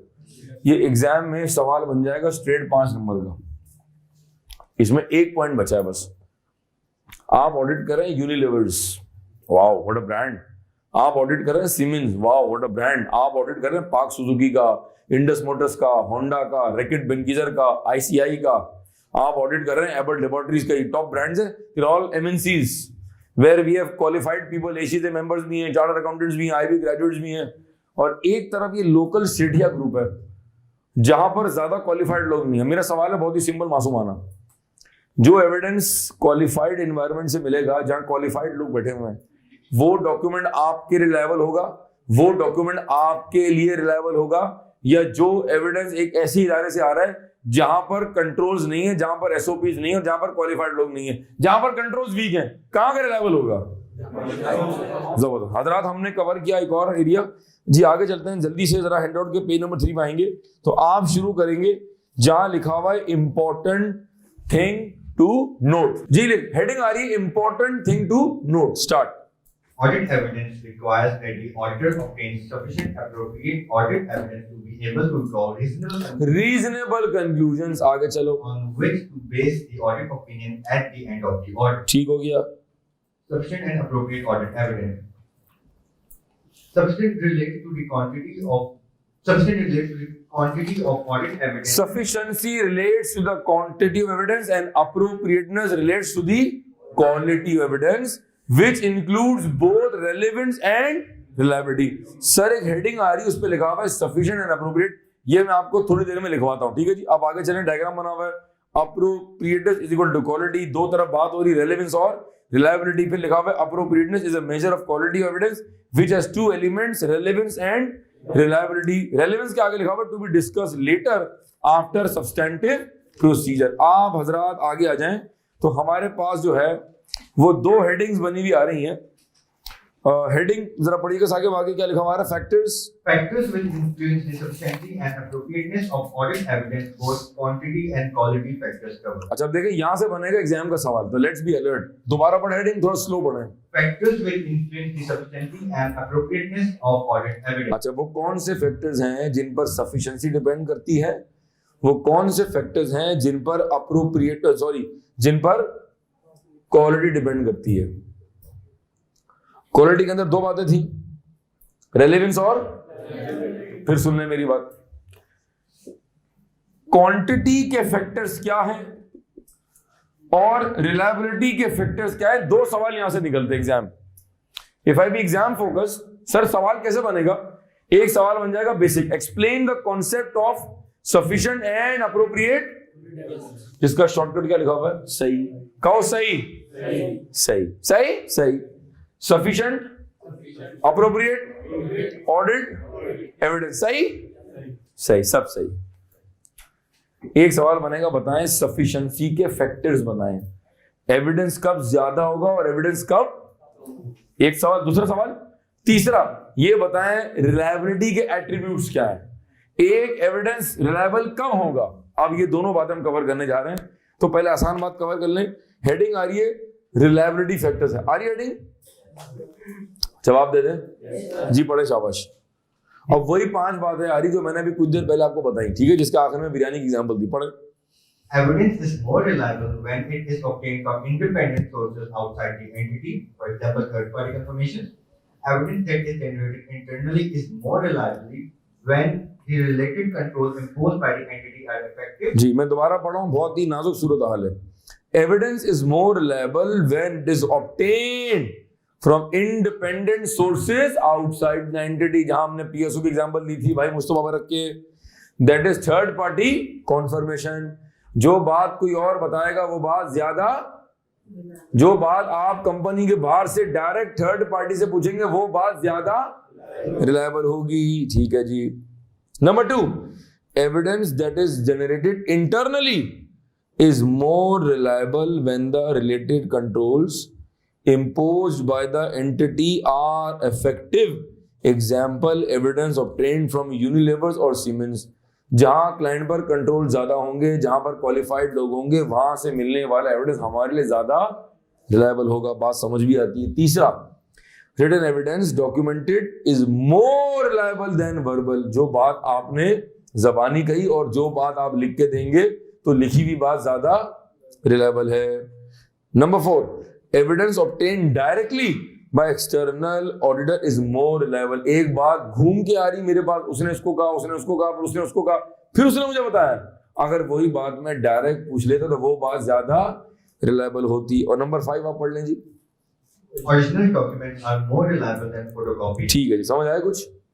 इन 5 बातों को 5 सेकंड में दोबारा पढ़ लें, हर बात की 1 सेकंड है, जाओ जल्दी। ठीक हो गया जी। ये हमने क्या कवर किया, ये हमने रिलायबिलिटी के फैक्टर्स कवर किए। 5 नंबर का सवाल बन जाएगा स्ट्रेट फॉरवर्ड। अब आप साकिब ऊपर के पॉइंट्स पढ़ें और हेडिंग दोबारा पढ़ लें एक बार। Factors will influence the sufficiency and appropriateness. Appropriateness, जिसके अंदर हमने क्वालिटी, जिसके अंदर रिलायबिलिटी की 5 बातें हमने ऑलरेडी कवर कर ली। तो अब जो पॉइंट्स आपके सामने आ रहे हैं वो क्या है, they are points only of sufficiency. फिर मेरी बात सुन लो, एग्जाम पर्सपेक्टिव से यहां 2 चीजें आपने याद करनी है, सफिशिएंसी के फैक्टर्स बताएं और रिलायबिलिटी के फैक्टर्स बताएं। रेलेवेंस अभी हम नहीं पढ़े, वो बाद में कवर होगा। तो अभी हमने जो कवर किया थोड़ी देर पहले, वो क्या कवर किया, ये 5 बातें। अब हम क्या कवर करने जा रहे हैं कि एक क्लाइंट पर एविडेंस ज्यादा कब होगा और कम कब होगा, सैंपल साइज ज्यादा कब होगा और कम कब होगा। जी पढ़ें। The assessment of audit risk involves more risk, more evidence required. Saqib बहुत स्लो पढ़े, बड़ी नाजुक सूरत हाल है, बड़ा The कॉन्सेप्चुअल डिस्कशन है जी। The assessment of audit risk involves bracket पढ़ो, more risk equals to more evidence required. Agree कर रहे हो यार, आप लोग साथ नहीं दे रहे मेरा। जितना रिस्क ज्यादा होगा उतना एविडेंस आगे चलो। The nature of the accounting and internal control system. अगर क्लाइंट का अकाउंटिंग सिस्टम और इंटरनल कंट्रोल सिस्टम वीक होगा तो हमारा रिस्क, तो फिर सैंपल साइज क्या हो जाएगा, आगे चलो। The materiality of the item. एक आइटम जो है, एक बैलेंस शीट का हजारों में आ रहा है, एक लाखों में आ रहा है, एक मिलियंस में आ रहा है, तो जहां बैलेंस मटेरियल होगा वहां रिस्क ज्यादा होगा, तो वहां सैंपल साइज भी ज्यादा होगा। आगे चलो। The auditor's past and current knowledge and experience of the business. हाँ, आप क्लाइंट का ऑडिट कर रहे हैं पहली बार, फर्स्ट ईयर ऑफ ऑडिट है, तो फर्स्ट ईयर ऑफ ऑडिट में पिछले साल का तजर्बा नहीं होगा, तो इस साल रिस्क बढ़ जाएगा, अंडरस्टैंडिंग लेनी पड़ेगी, ज्यादा काम करना पड़ेगा। फिर अगले साल ऑडिट किया, फिर तीसरे साल दोबारा आ गए। ये जो ईयर आफ्टर ईयर ऑडिट करते हैं ये कहलाता है रिकरिंग ऑडिट। क्या कहलाता है ये? इसका मतलब है जब तुम तीसरे साल ऑडिट करने आओगे तो तुम्हारे पास पिछले 2 सालों का तजर्बा होगा, क्लाइंट की अंडरस्टैंडिंग होगी, जानकारी होगी, चीजों का पता होगा, रिस्क क्या हो जाएगा, सैंपल साइज क्या हो जाएगा। आगे चलो। The source and reliability of the information available from third parties or MIS of the company. Client का जो अकाउंटिंग सॉफ्टवेयर है वो कितना रिलायबल है, समझ ही नहीं आ रहा कि ट्रांजैक्शन पोस्ट कैसे हो रही है, समझ नहीं आ रहा कि डेबिट कैसे हो रहा है, और ये समझ नहीं आ रहा कि ये एंट्री कहां से जीएल में जा रही है, इसका मतलब है कि अगर आपका अकाउंटिंग सिस्टम बहुत ही कॉम्प्लेक्स होगा तो भी हमारा रिस्क बढ़ जाएगा, तो भी हमारा जो सैंपल साइज है वो बढ़ जाएगा। आगे चलो। Size of the organization. Size of the organization, छोटी कंपनी में नॉर्मली जो सीडीए कंपनी होती है या let's say private limited company है या कोई छोटे सेटअप्स है, वहां पर चूंकि बिजनेस का वॉल्यूम कम होता है, वहां पर प्रॉफिट मार्जिन कम होता है, लिहाजा वहां पर आप ज्यादा लोग नहीं रख सकते, वहां पर क्वालिफाइड लोग नहीं रख सकते। इम्तियाज स्टोर हो गया, चेज वैल्यू स्टोर हो गया, फिर आपका मेट्रो हो गया या मैक्रो है, ये दुबई का केयरफॉर है, ये बड़े ब्रांड्स हैं जहां दिन में लाखों की सेल हो रही है, ये क्वालिफाइड लोग रख सकते हैं। लेकिन जो छोटा गली में दुकान वाला बैठा हुआ है, जो गली मोहल्ले में दुकान वाले हैं जिनके छोटे सेटअप इतनी बड़ी दुकान होगी, वो क्वालिफाइड लोग नहीं रख सकते। तो छोटे सेटअप को ऑडिट करने में और बड़े सेटअप को ऑडिट करने में फर्क है। छोटे सेटअप में ऑडिट करेंगे वहां रिस्क ज्यादा होगा क्योंकि वहां पर क्वालिफाइड लोग नहीं होंगे। तो जहां पर सेटअप छोटा होगा या कंट्रोल्स कम होंगे वहां पर रिस्क क्या हो जाएगा, तो वहां पर सैंपल साइज क्या हो जाएगा, बढ़ जाएगा। आखिरी पॉइंट दोबारा पढ़े।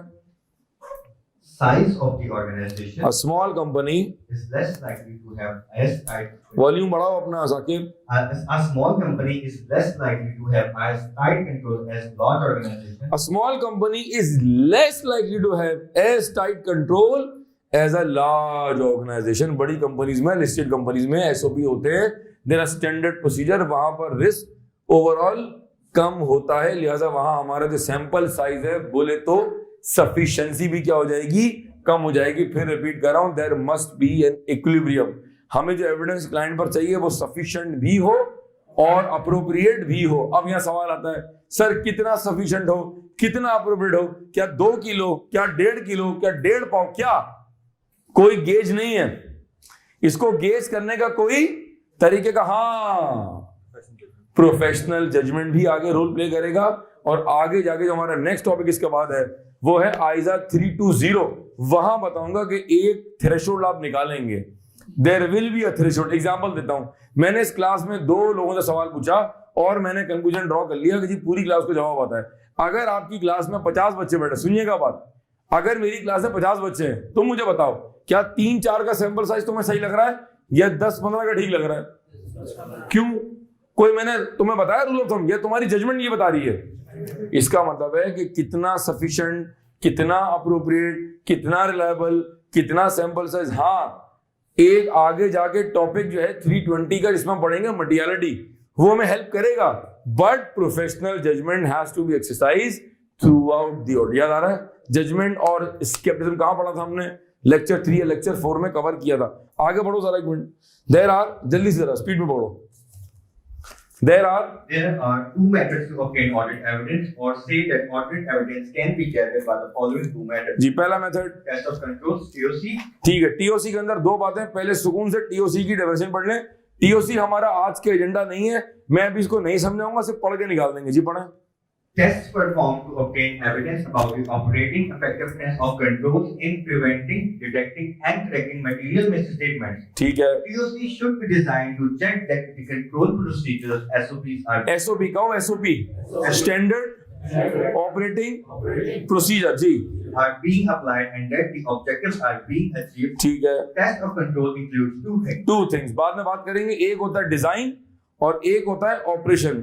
एक होता है डिजाइन और एक होता है, आप पढ़ लें सब्सटेंटिव। याद है सब्सटेंटिव का मतलब क्या बताया था? सब्सटेंटिव का मतलब था पीएनएल बैलेंस शीट को वेरीफाई करना। आगे चले, आगे हेडिंग आ रही सब्सटेंटिव प्रोसीजर। कहो सब्सटेंटिव प्रोसीजर। जब एक ऑडिटर पीएनएल बैलेंस शीट के नंबर्स को वेरीफाई कर रहा होता है, that is called substantive procedures. आगे पढ़ें।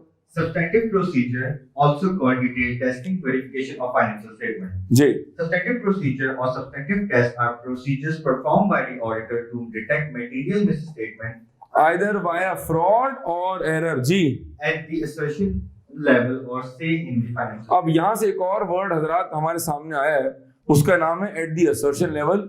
और यहीं पर मैं क्लास का, इस लेक्चर का इख्तिताम करूंगा। मैं रिपीट कर रहा हूं, पूरी क्लास फोकस करेगी। Substantive procedures are procedures perform by the auditor to detect material misstatement either by fraud और by error at the assertion level. ये असर्शन लेवल क्या है ये नेक्स्ट क्लास में बताऊंगा। एट द असर्शन लेवल और से इन द अकाउंट्स और से in the financial statement, they are generally of 2 type. अब सब्सटेंटिव के अंदर भी 2 चीजें हैं, एक हेडिंग आ रही है सब्सटेंटिव एनालिटिकल प्रोसीजर और एक हेडिंग आ रही है अदर सब्सटेंटिव प्रोसीजर। ये असर्शन लेवल क्या है ये बताऊंगा। सब्सटेंटिव के अंदर मजीद दो मेथड्स है, क्या? एक है एपी और एक है टीओडी। ये दोनों क्या होते हैं ये हम नेक्स्ट लेक्चर में कवर करेंगे और वहीं से हम स्टार्ट करेंगे जनाब हमारा next topic that is materiality. हजरत ये हमने कवर किया आइजा 500। Let's recap. कहो आइजा 500 एविडेंस हासिल करने के दो मेथड्स, टीओसी सब्सटेंटिव। टीओसी का ऑब्जेक्टिव कंट्रोल टेस्टिंग, सब्सटेंटिव का ऑब्जेक्टिव पीएनएल बैलेंस शीट को वेरीफाई करना। टेस्ट ऑफ कंट्रोल्स करें तो भी कायरो, सब्सटेंटिव करें तो भी कायरो, चाहे टीओसी करें या सब्सटेंटिव करें, करने के तरीके कॉमन कायरो। 8 बातें, confirmation, analytical procedure, inspection of asset, inspection of record, inquiry, reperformance, recalculation और observation. Concept of sufficient and appropriate audit evidence. Sufficiency बोले तो क्वांटिटी ऑफ एविडेंस, अप्रोप्रिएटनेस बोले तो क्वालिटी ऑफ एविडेंस। क्वालिटी में 2 बातें, रेलेवेंस, रिलायबिलिटी। रिलायबिलिटी में 5 बातें। हजरत यहां हम लेक्चर को क्लोज करते हैं। आई होप आपको बात समझ आई होगी। ISA 500 is like a spinal cord of our entire syllabus. इस लेक्चर के मजीद 10 से 15 मिनट बाकी हैं और अगले लेक्चर में असर्शन लेवल भी बताऊंगा, एपी और टीओडी दोबारा एक्सप्लेन करूंगा और मोस्ट इंपॉर्टेंट बात अगले लेक्चर में बताऊंगा कि इस पर सवाल एग्जाम में कैसे बनेगा, इस टॉपिक पर सवाल डायरेक्ट कैसे बनेगा और इस टॉपिक पर सवाल इनडायरेक्ट कैसे बनेगा। Let's move forward.